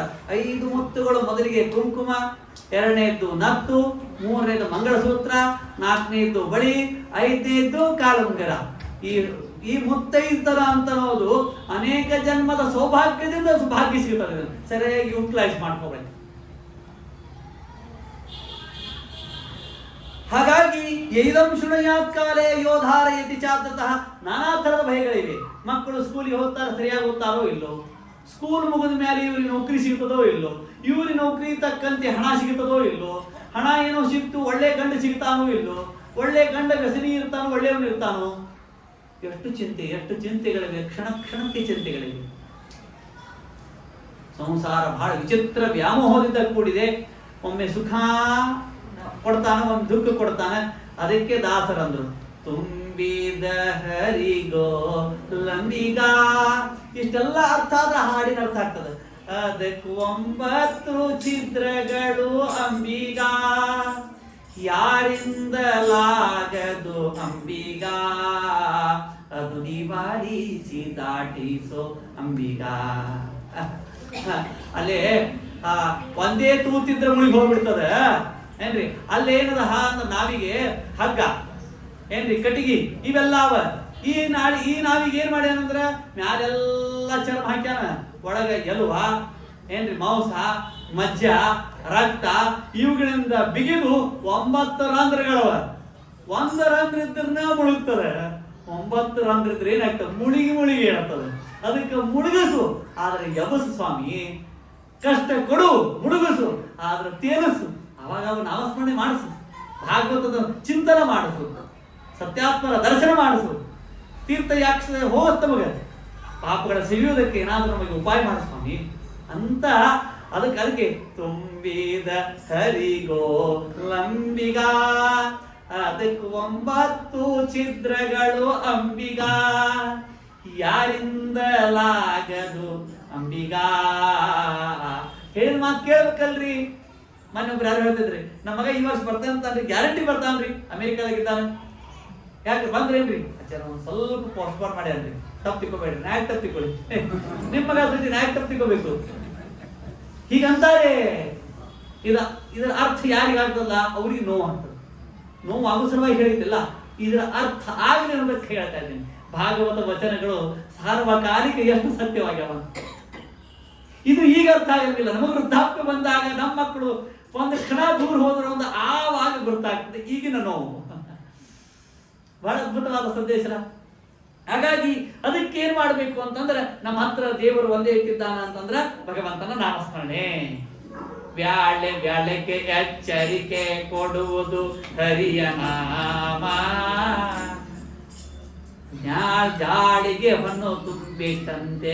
ಗುರುಪುಷಾಮೃತಿ ಹೋದ ದಿವಸ ಬಂಗಾರ ತಗೊಂಡ ಡಬ್ಬಿಯೊಳ ಹಾಕಿರ್ತಿರಲ್ಲ, ಅದಕ್ಕಿಂತ ಜಾಳಿಗೆ ಹೊನ್ನು ತುಂಬಿಟ್ಟಂತೆ ಕಾಣಿ. ಆ ಬಂಗಾರಕ್ಕೆ ಗುರುಪುಷಾಮೃತ ಯೋಗ ದಿವಸ ತಗೊಂಡ ಬಂಗಾರಕ್ಕಿಂತ ಹೆಚ್ಚಿನ ಮರ್ಯಾದೆ ಕೊಡಿ ಭಗವಂತ ನಾಮಸ್ಮರಣೆ. ಹರಿಯ ನಾಮ ಅದ್ಭುತ ಸಂದೇಶ. ಅದಕ್ಕೆ ಏತಾಂ ವಿದ್ಯಾಂ ಅಧಿಗತಃ ವಿಶ್ವರೂಪ ಶತಕ್ರತು. ಯಾರು ಶತಕ್ರತು? ಇಂದ್ರದೇವರು. ಯಾಕೆ? ಯಾರು ಇಂದ್ರ ಪದವಿಗೆ ಬರಬೇಕೋ ಅವರು 100 ಅಶ್ವಮೇಧ ಯಾಗಗಳನ್ನು ಮಾಡಬೇಕಂತೆ, ಅಂದ್ರೆ ಅವ ಇಂದ್ರ ಪದವಿಗೆ ಯೋಗ್ಯ. ಅದಕ್ಕೆ ಶತಕ್ರತು. ಹೀಗೆ ತಾನು ಕಳೆದುಕೊಂಡ ಸಂಪತ್ತನ್ನು ವಿಶ್ವರೂಪಾಚಾರ್ಯರಿಂದ ನಾರಾಯಣ ವರ್ಮವನ್ನು ಉಪದೇಶವನ್ನಾಗಿ ಪಡೆದು ಅದನ್ನು ತಾನು ಜಪ ಮಾಡಿ ಮತ್ತೆ ಪಡೆದ ಇಂದ್ರದೇವರು. ಏತಾಂ ವಿದ್ಯಾಂ ಅಧಿಗತೋ ವಿಶ್ವರೂಪ ಶತಕ್ರತೋ ತ್ರೈಲೋಕ್ಯ ಲಕ್ಷ್ಮೀಂ ಭುಜೆ ವಿವಿರೇತ್ಯ ಪ್ರದೇ ಸುರಾನ್. ಇಷ್ಟೆಲ್ಲ ಸರಿ ಹೋತು. ಆಮೇಲೆ ಮುಂದೆ ಏನಾಯ್ತು ಅಂತಂದ್ರ, ವಿಶ್ವರೂಪಾಚಾರ್ಯ ಉಪದೇಶ ಮಾಡಿದ್ರಲ್ಲ, ಅವ್ರೇನ್ ಮಾಡ್ತಿದ್ರು? ಹೋಮ ಮಾಡ್ತಿದ್ರಂತ. ಹೋಮ ಮಾಡ್ತಾ ಇರ್ಬೇಕಾದ್ರ ಇಂದ್ರಾಯ ಸ್ವಾಹ ಅಂತ ಜೋರುತ್ತಿದ್ರಂತ, ಚಂದ್ರಾಯ ಸ್ವಾಹ, ಕುಬೇರಾಯ ಸ್ವಾಹ, ಗಣಪತಿ ಹಿಂಗೆಲ್ಲ ಅಂತ ಇರ್ಬೇಕಾದ್ರ ಸ್ವಲ್ಪ ಅದರಲ್ಲಿ ಭಾಗ ಅವರು ದ್ವಿತೀಯ ಮಗನ ಸ್ವಲ್ಪ ದೈತ್ರ ಕಡೆ ಹೇಳ್ತಿರ್ತಿತ್ತು. ಈಗ ಹೆಂಗೆ ತವ್ರ ಮಣಿ ಹೇಳ್ತಿರ್ತಲ್ಲ, ತವ್ರ ಮಣಿ ಹೇಳ್ತಿರ್ತ ಅಂತಕೊಂಡೆ 2 ಗ್ರಾಮದ ಉಂಗ್ರಿ ಯಾವಾಗ ಶೋಭಿಸ್ತಿರ್ತದೆ. 10 ತೊಲೆ ಬಂಗಾರ ಒಳಗೆ ಹಿಂಗೆ ಕ್ಲೋಸ್ ಆಗಿಬಿಟ್ಟಿರ್ತದೆ. 2 ಗ್ರಾಮದ್ದೇ, ಯಾಕಂದ್ರೆ ಹೇಳ್ತಾ ತವ್ರ ಮಣಿ ಹೇಳ್ತಾ. ಹಾಗೆ ಇವರಿಗೂ ಹೇಳ್ತಿತ್ತು. ಯಾರಿಗೆ? ವಿಶ್ವರೂಪಾಚಾರ್ಯರಿಗೆ. ದೈತ್ಯರ ಮಗ. ಆ ದೈತ್ಯರಾಗಿರ್ತಕ್ಕಂಥ ದ್ವಿತೀಯ ಮಗ ಇದ್ದದ್ದಕ್ಕಾಗಿ ಆಹುತಿ ಹೆಸರು ತಗೊಂಡು ದೇವತೆಗಳದು ಆಹುತಿ ಕೊಡ್ತಾ ಇರ್ಬೇಕಾದ್ರ ಯಾವ ದೇವತೆಗಳ ಹೆಸರು ತಗೊಂಡು ಸ್ವಲ್ಪ ದೈತ್ಯರಿಗೆ ಕೊಟ್ಟು ಆಮೇಲೆ ದೇವತೆಗಳಿಗೆ ಕೊಡ್ತಿದ್ರು. ಮತ್ತು ತಲೆ ಖರಾಬಾತು. ಯಾರು ಖರಾಬಾತು? ಇಂದ್ರದೇವರು. ಆಗ ಅವ್ರು ಏನ್ ಮಾಡಿದ್ರು? ತಸ್ಯಾಸನ್ ವಿಶ್ವರೂಪಸ್ಯ ಶ್ರಾಂಸಿ ತ್ರೀಣಿ ಭಾರತ ಸೋಮಪೀತಂ ಸುರಾಪೀತಂ ಅನ್ನಾದಂ ಇತಿ ಶುಶ್ರಮ. ವಿಶ್ವರೂಪಾಚಾರಿ 3 ತಲೆ ಇದ್ವು ಅಂತ. ಒಂದರಿಂದ ಸೋಮಪಾನ ಮಾಡ್ತಿದ್ರಂತ, ಇನ್ನೊಂದರಿಂದ ಸುರಾಪಾನ ಮಾಡ್ತಿದ್ರಂತ, ಇನ್ನೊಂದರಿಂದ ಅನ್ನವನ್ನು ತಿಂತಿದ್ರಂತ. ಇವರಿಗೆ ಸಿಟ್ಟು ಬಂದು ಇಂದ್ರದೇವರು ನನಗೆ ಉಪದೇಶ ಮಾಡಿದವರು ಬಿಟ್ಟಾರೋ ಅಂತ ಅದೇನಿಲ್ಲ, ಪಾಠ ಹೇಳ್ತಾನೆ ಇಷ್ಟೇ ಗುರುಗಳು. ಪಾಠ ಹೇಳಿದ್ಮೇಲೆ ನಿಮ್ಗೆ ಮಗು ಯಾರೇನ ಅದೇನು ಉತ್ತೀರ್ಣೇತು ನದಿ ಪಾರೆ ನೌಕಯಾಕ್ಯಂ ಪ್ರಯೋಜನ ಅಂತ. ನದಿನೇ ದಾಟಿದ ಮೇಲೆ ಹಡಗದ ಪ್ರಯೋಜನ ಏನು? ಸುಧಾ ಮಂಗಳವೇ ಆದ ಮೇಲೆ ಗುರುಗಳ ಪ್ರಯೋಜನವೇನು? ದೊಡ್ಡವರೇ ಆದ್ಮೇಲೆ ತಾಯಿ ತಂದೆಯ ಪ್ರಯೋಜನವೇನು ಅಂತನ್ನುವಂತೆ ಆ ಇಂದ್ರ ದೇವರು ತಮ್ಮ ಕೈಯಲ್ಲಿ ವಜ್ರಾಯುಧವನ್ನು ತೆಗೆದುಕೊಂಡು ತಸ್ಯಾಸನ್ ವಿಶ್ವರೂಪಸ್ಯ ಶಿರಾಂಸಿ ತ್ರೀಣಿ ಭಾರತ 3 ತಲೆಗಳನ್ನು ಕತ್ತರಿಸಿದರಂತೆ. ಸೋಮಪೀಠ, ಸುರಾಪೀಠ, ಅನ್ನಾದವನ್ನು ಕತ್ತರಿಸಿದಾಗ 3 ಪಕ್ಷಿಗಳಾಗುವಂತೆ. ಯಾವ್ಯಾವುದು ಅಂತಂದ್ರೆ, ಸೋಮಪೀಠಂ ತಸ್ಯ ಶಿರಃ ಆಸೀತ್ ಕಪಿಂಜಲ. ಸೋಮಪಾನವನ್ನು ಮಾಡುವ ಆ ತಲೆ ಕಪಿಂಜಲ ಎಂಬ ಪಕ್ಷಿ ಆಯ್ತಂತೆ. ಸುರಾವನ್ನು ಪಾನ ಮಾಡತಕ್ಕಂತ ಮುಖವು ಆ ತಲೆಯು ಏನಾದಂತೆ ಕಳವಿಕ ಎಂಬ ಪಕ್ಷಿ ಆಯ್ತಂತೆ. ಅನ್ನಾದಂ ಎಸತಿತ್ತಿರಿ. ಇನ್ನೊಂದು ಅನ್ನವನ್ನು ತಿನ್ನತಕ್ಕಂತ ಮುಖವು ತಿತ್ತರಿ ಎಂಬ ಪಕ್ಷಿ ಆಯ್ತಂತೆ. ಆಗ ಇಂದ್ರದೇವರಿಗೆ ಬ್ರಹ್ಮಹತ್ಯಾ ದೋಷ ಬಂದಂತೆ. ಆ ಬ್ರಹ್ಮಹತ್ಯಾ ದೋಷ ಬಂದರೆ ಭೂಮಿ ಅಂಬು ಧ್ರುವಯೋಷಿಭ್ಯ ಚತುರ್ಧಾ ವ್ಯಭಜಧರಿ. ಅಲ್ಲ ಸ್ವಾಮಿ, ತಪ್ಪು ಮಾಡಿದವರು ಯಾರು? ಇಂದ್ರದೇವರು. ಹಂಚಿದ್ದಲ್ಲೇ ಬ್ರಹ್ಮಹತ್ಯಾವನ್ನು ಈ 4 ವಸ್ತುಗಳಲ್ಲಿ. ಹೀಗೇಕೆ? ಇದನ್ನು ನೀನು ಕೇಳುವಂತೆ ಇಲ್ಲ. ಇಚ್ಛಾ ಮಾತ್ರ ಪ್ರಭೋ ದೃಷ್ಟಿ. ಭಗವಂತನ ಇಚ್ಛೆಗೆ ಪ್ರಶ್ನೆ ಮಾಡುವಂತೆ ಇಲ್ಲ. ಒಂದು ಮಾತನ್ನು ಹೇಳಿ, ಸೀತೆಯನ್ನು ಅಪಹರಣ ಮಾಡಿದವರು ಯಾರು? ಅಪಹರಣ ಮಾಡಿಸಿಕೊಂಡಾಕೆ ಯಾರು? ಸೀತೆ. ಬಂಧನ ಯಾರಿಗೆ ಬಂತು? ಸಮುದ್ರಕ್ಕೆ. ಅದಕ್ಕೆ ಬಂಧನ ಯಾರಿಗೆ ಬಂತು? ಸಮುದ್ರಕ್ಕೆ ಬಂತು. ಸಮುದ್ರದಿಂದ ಏನು ಮಾಡೇ ತಪ್ಪೇ ಇಲ್ಲ. ದಶಾನನೋ ಹರತ್ ಸೀತಾ ಬಂಧನಂತಮದು ಮಹೋದದೆ. ಭಗವಂತನ ಇಚ್ಛಾ ಅಷ್ಟೇ. ಇಂದ್ರ ದೇವರು ಮಾಡತಕ್ಕಂಥ ಬ್ರಹ್ಮ ಹತ್ಯೆಯನ್ನು ಇಂದ್ರ ದೇವರು ಉತ್ತಮ ಭಕ್ತ ಅಂತ ಅನ್ನೋದಕ್ಕಾಗಿ ಮತ್ತೆ ಅದನ್ನ ಅಲ್ಲೇ ಎಕ್ಸ್ಕ್ಯೂಸ್ ಆಗಿದೆ. ಹಾಗಾಗಿ ಆ ಬ್ರಹ್ಮ ಹತ್ಯೆಗಳನ್ನು ಎಲ್ಲೆಲ್ಲಿ ಹಾಕಿದ್ರು? ಭೂಮಿಯಲ್ಲಿ. ಅದಕ್ಕೆ ಸವಳ ಎಂಬ ದೋಷ. ತನ್ನಷ್ಟಕ್ಕೆ ತಾನೇ ಕೂತ್ಕೊಂಡ್ಬಿಡ್ತದೆ, ಇದು ಗುಣ. ಅಂಬು, ಈ ಶ್ರಾವಣ ಮಾಸ ಆಷಾಢಕ್ಕೆ ಮೊದಲನೇ ಮಳೆ ಆದರೆ ನದಿಯಲ್ಲಿ ಫೇನ ಉರುಗ ಬರ್ತದೆ, ಇದು ದೋಷ. ನೀರಿಗೆ ಶುದ್ಧಿ ಎಂಬ ಗುಣವನ್ನು ಕೊಟ್ಟ. ಧುಮ ಗಿಡದಲ್ಲಿ ಅಂಟು ಬರುತ್ತೆ, ದೋಷ. ಚಿಗಿಯುವುದು, ಈ ಬೆಳ್ಳ ಕತ್ತರಿಸಿ ಹೋದ್ರೆ ಬೆಳ್ಳ ಬರೋದಿಲ್ಲ, ಅದು ಗಿಡ ತಾನೇ ಚಿಗಿತದೆ, ಇದು ಗುಣ. ಕೊನೆಗೆ ಸ್ತ್ರೀಯರಿಗೆ ಕಾಮ, ಈ ಮಾಸ ಧರ್ಮ ಅಂತ ಅನ್ನೋದು ದೋಷ. ಆ ಮಾಸ ಧರ್ಮವನ್ನು, ಆಮೇಲೆ ಗುಣ ಕಾಮ ಎಂಬ ಗುಣವನ್ನು ಕೊಟ್ಟ. ಹೀಗೆ ಆದ ಮೇಲೆ ದಿದ್ದಿದೇವಿಗೆ ಕೋಪ ಬಂತು. ಅಲ್ಲ, ನನ್ನ ಮಗನಿಗೆ ಉಪದೇಶ ಮಾಡಿದ್ದು ನಾರಾಯಣ ವರ್ಮವನ್ನು, ನನ್ನ ನನ್ನ ಮಗನ ತಲೆಯನ್ನು ಕತ್ತರಿಸಬೇಕಾ ಇಂದ್ರ ದೇವರು? ಅದಕ್ಕೆ ಪುರೋಹಿತರು ಬನ್ನಿ, ಏನು ಇಂದ್ರನನ್ನು ಸಂಹಾರ ಮಾಡತಕ್ಕಂಥ ಮಗನಂಗೆ ಹುಟ್ಟಬೇಕು, ಹೋಮ ಮಾಡಿ. ಹದಪುತ್ರ ತ್ವಯಾ ಜುಷ್ಟ ಜಹೋ ಇಂದ್ರಾಯ ಶತ್ರವೇ ಇಂದ್ರ ಶತ್ರು ವಿವರ್ಧಸ್ವ ಮಾಗಿರಂ ಜಹಿ ವಿದ್ವಿಷಂ. ಆ ಪುರೋಹಿತರು ಬಂದ್ರು ಇಂದ್ರ ಶತ್ರು ಅನ್ಬೇಕಾಗಿತ್ತು. ಅವರು ಗಡಿಬಿಡಿಲ್ಲ, ಇಂದ್ರ ಶತ್ರು ಅಂತ ಹೇಳ್ತಾರ ಅಂದ್ರು. ಇದಕ್ಕೆ ಏನು ವ್ಯತ್ಯಾಸ? ನಾವು ನಿತ್ಯ ಸಂಧ್ಯಾವನ ಮಾಡ್ತೀವಿ, ಏನಂತೀವೋ ಏನೋ. ಅದಕ್ಕೆ ಕೊನೆಗೊಂದು ಅಂತದ, ಮಂತ್ರಹೀನಂ ಕ್ರಿಯಾಹೀನಂ ಭಕ್ತಿಹೀನಂ ರಮಾಪತೆ. ಮಂತ್ರ ಬಂದ್ರ ಮಂತ್ರಹೀನಂ, ಮಂತ್ರೇ ಬರಂಗಿಲ್ಲ. ಮಂತ್ರ ಹೋಯ್ತಾ, ಮೊದಲನೇದು ಹೋಯ್ತು. ಇನ್ನು ಮಂತ್ರ ಈ ಮಂತ್ರಕ್ಕೆ ಏನು ಕ್ರಿಯಾ ಮಾಡ್ಬೇಕು ಅಂತ ಇರ್ತದೆ, ಮಂತ್ರ ಬರದೇ ಇದ್ರೆ ಕ್ರಿಯಾ ಇಲ್ಲ, ಅದು ಹೋಯ್ತು. ಮಂತ್ರಕ್ರಿಯಾ ಇದ್ರೆ ಹುಟ್ಟಬೇಕಾದ ಭಕ್ತಿ ಅದೂ ಇಲ್ಲ. ಇನ್ನು ಮತ್ತೆ ಅತ್ಕೃತ ಅಂತಮಯ ನೀವು ನಾ ಮಾಡಿದ್ದೇನು, ಏನು ಮಾಡೇ ಇಲ್ಲ. ಗೊತ್ತಾತ ಭಗವಂತನ ಕಾರುಣ್ಯ ಎಷ್ಟದ ಅಂತಂದ್ರೆ, ನೋಡ್ರಿ ಒಂದು ಮಾತನ್ನು ಹೇಳ್ತೇನೆ, ತಿಳ್ಕೊಳ್ಳಿ. ಈಗ ನಮ್ಗೆ ಯಾರೋ ಉಪಕಾರ ಮಾಡಿದ್ದಾರೆ, ಉಪಕಾರ ಮಾಡ್ಯಾರ, ಅವ್ರು ನಮ್ಮಿಂದ ಥ್ಯಾಂಕ್ಸ್ ಅಂತ ಬಯಸ್ತಾರೆ. ನಾವು ಥ್ಯಾಂಕ್ಸ್ ಅಂತ ಕಳಿಸ್ಬೇಕು. ವಾಟ್ಸಪ್ದಾಗ ನಮ್ಗೆ ಯಾರೋ ಒಂದು ವಿಷಯ ಕಳಿಸಿದ್ರೆ ಅವ್ರಿಗೆ ನಮಸ್ಕಾರ, ಉಪಕಾರ ಆಯಿತು ಅಂತ ಧನ್ಯವಾದಗಳನ್ನು ಕಳಿಸ್ಬೇಕು. ಕಳಿಸದೇ ಇದ್ರೆ ಇನ್ನು ಅಷ್ಟು ಎಜುಕೇಟೆಡ್ ಅಲ್ಲ, ದಡ್ಡದ, ಇದು ತಿಳುವಳಿಕೆ ಇಲ್ಲ. ಅಂದ್ರೆ ನಮ್ಮಿಂದ ಒಂದು ಸಹಾಯ ಮಾಡಿಸಿಕೊಂಡದಕ್ಕೆ ಅವ್ರಿಗೆ ನಾವು ಕೃತಜ್ಞತೆಗಳನ್ನು ಹೇಳ್ಬೇಕಂದ್ರೆ, ದೇವರು ನಮ್ಗೆ ಎಲ್ಲವನ್ನು ಕೊಟ್ಟವನು, ನಾವು ದೇವರ ಪೂಜೆ ನಿತ್ಯ ಮಾಡ್ತೀವ. ಅದಕ್ಕೆ ಭಗವಂತನ ಹೆಸರು ಅಮಾನಿ ಮಾನ ದೌಮಾನ್ಯ ಲೋಕಸ್ವಾಮಿ ತ್ರಿಲೋಕ ಧೃಕ. ಭಗವಂತನ ಹೆಸರು ಅಮಾನಿ ಅಂತ. ಯಾಕಂತಂದ್ರೆ ನಮಗ್ ಬೇಕಾದಷ್ಟು ಉಪಕಾರ ಮಾಡ್ತಾನ, ಆದ್ರೆ ನಮ್ಮಿಂದ ಏನು ಅಪೇಕ್ಷೆ ಇಲ್ಲ ಅಂತ ಅವ್ರಿಗೆ. ನಾವು ಯಾರಿಗೆ ಸಹಾಯ ಮಾಡಿದ್ವಿ ಅಂದ್ರೆ ಅವ್ರನ್ನು ಥ್ಯಾಂಕ್ಸ್ ಅಂತ ಹೇಳ್ಬೇಕು. ಆದ್ರೆ ದೇವ್ರ ನಮ್ಗೆಲ್ಲ ಕೊಟ್ಟಾನ, ಅವ್ನು ಏನ್ ಮಾಡದಿದ್ರು ನಡೀತದೆ, ದೇವ್ರ ಪೂಜೆ ಮಾಡದಿದ್ರು ನಡೀತದೆ. ಯಾಕಂದ್ರೆ ನಡೀತದ, ಅವ್ನು ಕಾಣಂಗಿಲ್ಲ, ಈ ಥರದ ನಡೆಯಂಗಿಲ್ಲ. ಹಾಗಾಗಿ ಇಂದ್ರ ಶತ್ರು ವಿವರ್ಧಸ್ವ, ಇದ್ರ ಶತ್ರು ಅಂತ ಈ ಸ್ವರಕ್ಕೆ ಏನರ್ಥ ಅಂತಂದ್ರೆ ಇಂದ್ರ ದೇವರನ್ನು ಸಂಹಾರ ಮಾಡತಕ್ಕಂಥ ಹುಟ್ಟುತ್ತಾನ ಅಂತ ಈ ಸ್ವರಕ್ಕೆ ಅರ್ಥ. ಈ ಸ್ವರಕ್ಕೆ ಅದು ಫಲ ಏನು? ಇಂದ್ರ ಶತ್ರು ಅಂತ. ಆದ್ರೆ ಪುರೋಹಿತರು ಏನಂದ್ಬಿಟ್ರು? ಇಂದ್ರ ಶತ್ರು ಅಂದ್ಬಿಟ್ರು. ಈ ಸ್ವರಕ್ಕೆ ಏನು ಫಲ? ಇಂದ್ರನಿಂದ ಸಂಹಾರ ಮಾಡಿಸಿಕೊಳ್ತಕ್ಕಂಥ ಮಗ ಹುಟ್ಟುತ್ತಾನ. ಉದ್ದೇಶ ಒಂದು, ಸ್ವರ ಇನ್ನೊಂದು, ಗತಿ ಏನು? ಇವತ್ತೆಲ್ಲ ಹಂಗೆ ಆಗಿಬಿಟ್ಟರು. ಒಬ್ಬ ಏನೋ ಹೋಮ ಮಾಡಿಸ್ತಿದ್ದಂತೆ, ಹೋಮ ಮಾಡಿಸ್ತಾ ಇರ್ಬೇಕಾದ್ರೆ ಸಂದೇಹ ಬಂತಂತ. ಯಾಕೋ ಆಚಾರ ಸ್ವಲ್ಪ ವ್ಯತ್ಯಾಸ ಮಾಡಿರ್ತಾರ ಅಂತಿಕೊಂಡು ಯಜಮಾನ್ ಏನ್ ಮಾಡಿದಂತೆ, ತಮ್ಮನಿ ಆಚಾರ್ಯ ಹೇಳ್ತಾರೆ ಬೇರೆ ಆಚಾರ್ಯ ಕಳಿಸಿದಂತ. ಆಚಾರ ಮತ್ತೆ ನೀವು ಕೂಡ್ರಿ, ಅವರು ಕೂಡಿ, ಇಬ್ರು ಕೂಡಿಸಿ ಮಾಡ್ತೀರಿ. ಆಯ್ತು, ನೀವು ಹೋಮ ಮಾಡಿಸಿಗತ್ತ ಅಂತ ಪರೂರಿಂದ ಇನ್ನೊಬ್ರು ಆಚಾರ ಬಂದ್ರಂತ. ಆಮೇಲೆ ಯಜಮಾನ್ ಜೋಡಿ ಮಾತಾಡುವಂಗಿಲ್ಲ, ಮಂತ್ರ ಬಿಟ್ಟು ಹೋಮ. ಅದಕ್ಕೆ ಇವ ಹೇಳಿಬಿಟ್ಟ, ಒಪ್ಕೊಂಡ್ಬಿಟ್ಟ. ಯಾರು? ಮೊದಲೇ ಹೋಮ ಮಾಡ್ತವ. ಅಸ್ಯ ಮೂರ್ಖಸ್ಯ ಯಾಗಸ್ಯ ದಕ್ಷಿಣಾ ಮಹಿಷೀಷದಂ ತವಾಪ್ಯರ್ಧಂ ಮಮಾಪ್ಯರ್ಧಂ ವಿಘ್ನಂ ಮಾ ಕುರು ಪಂಡಿತಾಯ ಸ್ವಾಹ. ಹಾಕ್ರಿ, ಯಜಮಾನ್ರಿಗೆ ಏನ್ ಗೊತ್ತಿರ್ತದ? ಇವ ಹೇಳ್ದ ಪುರೋಹಿತ ಏನಂತ ಹೇಳ್ದ ಅಂದ್ರ, ಈಗ ಎದುರು ಬಂದಿರತಕ್ಕಂತಹ ಆಚಾರ ಅಂತೂ ಶಾಣೆ ಇರ್ತಾರೆ, ಗೊತ್ತಾಗ್ಬಿಡ್ತಾರೆ. ಮಾತಾಡೋಂಗಿಲ್ಲ, ನಿಮ್ ಶಾಣೆ ಅಂತೀರಿ, ಕಪ್ ಕೂಡ್ರಿ ಅಂತ ಮಾತಾಡೋಂಗಿಲ್ಲ. ಮಂತ್ರದೊಳಗೆ ಹೇಳಿಬಿಡೋದು ಅದನ್ನ. ಅಸ್ಯ ಮೂರ್ಖಸ್ಯ ಯಾಗಸ್ಯ, ನಾ ಏನು ಹೋಮ ಮಾಡ್ತಿದ್ದೆ, ನಾನಂತೂ ಮೂರ್ಖಿದ್ದೀನಿ. ಇದಕ್ಕೆ ಹೋಮಕ್ಕೆ ಒಂದು 100 ಎಮ್ಮೆ ಹೇಳಿನಿ. ನೀವು ಗಪ್ ಕೊಡ್ತಿ ಅಂದ್ರೆ ಏನು ವಿಘ್ನ ಮಾಡದೆ ಅಂದ್ರೆ ನಿಮ್ಗೊಂದು 50 ಕೊಡ್ತೀನಿ, ನಾವೊಂದು 50 ತಗೋತೀನಿ. ಅದಕ್ಕೆ ಗಪ್ ಕೊಡ್ರಿ ಅಂತ. ಅಸ್ಯ ಮೂರ್ಖಸ್ಯ ಯಾಗಸ್ಯ ದಕ್ಷಿಣಾ ಮಹಿಷೀಷತಂ ತವಾಪ್ಯರ್ಧಂ ಮಮಾಪ್ಯರ್ಧಂ ವಿಘ್ನಂ ಮಾ ಕುರು ಪಂಡಿತಾಯ ಸ್ವಾಹ.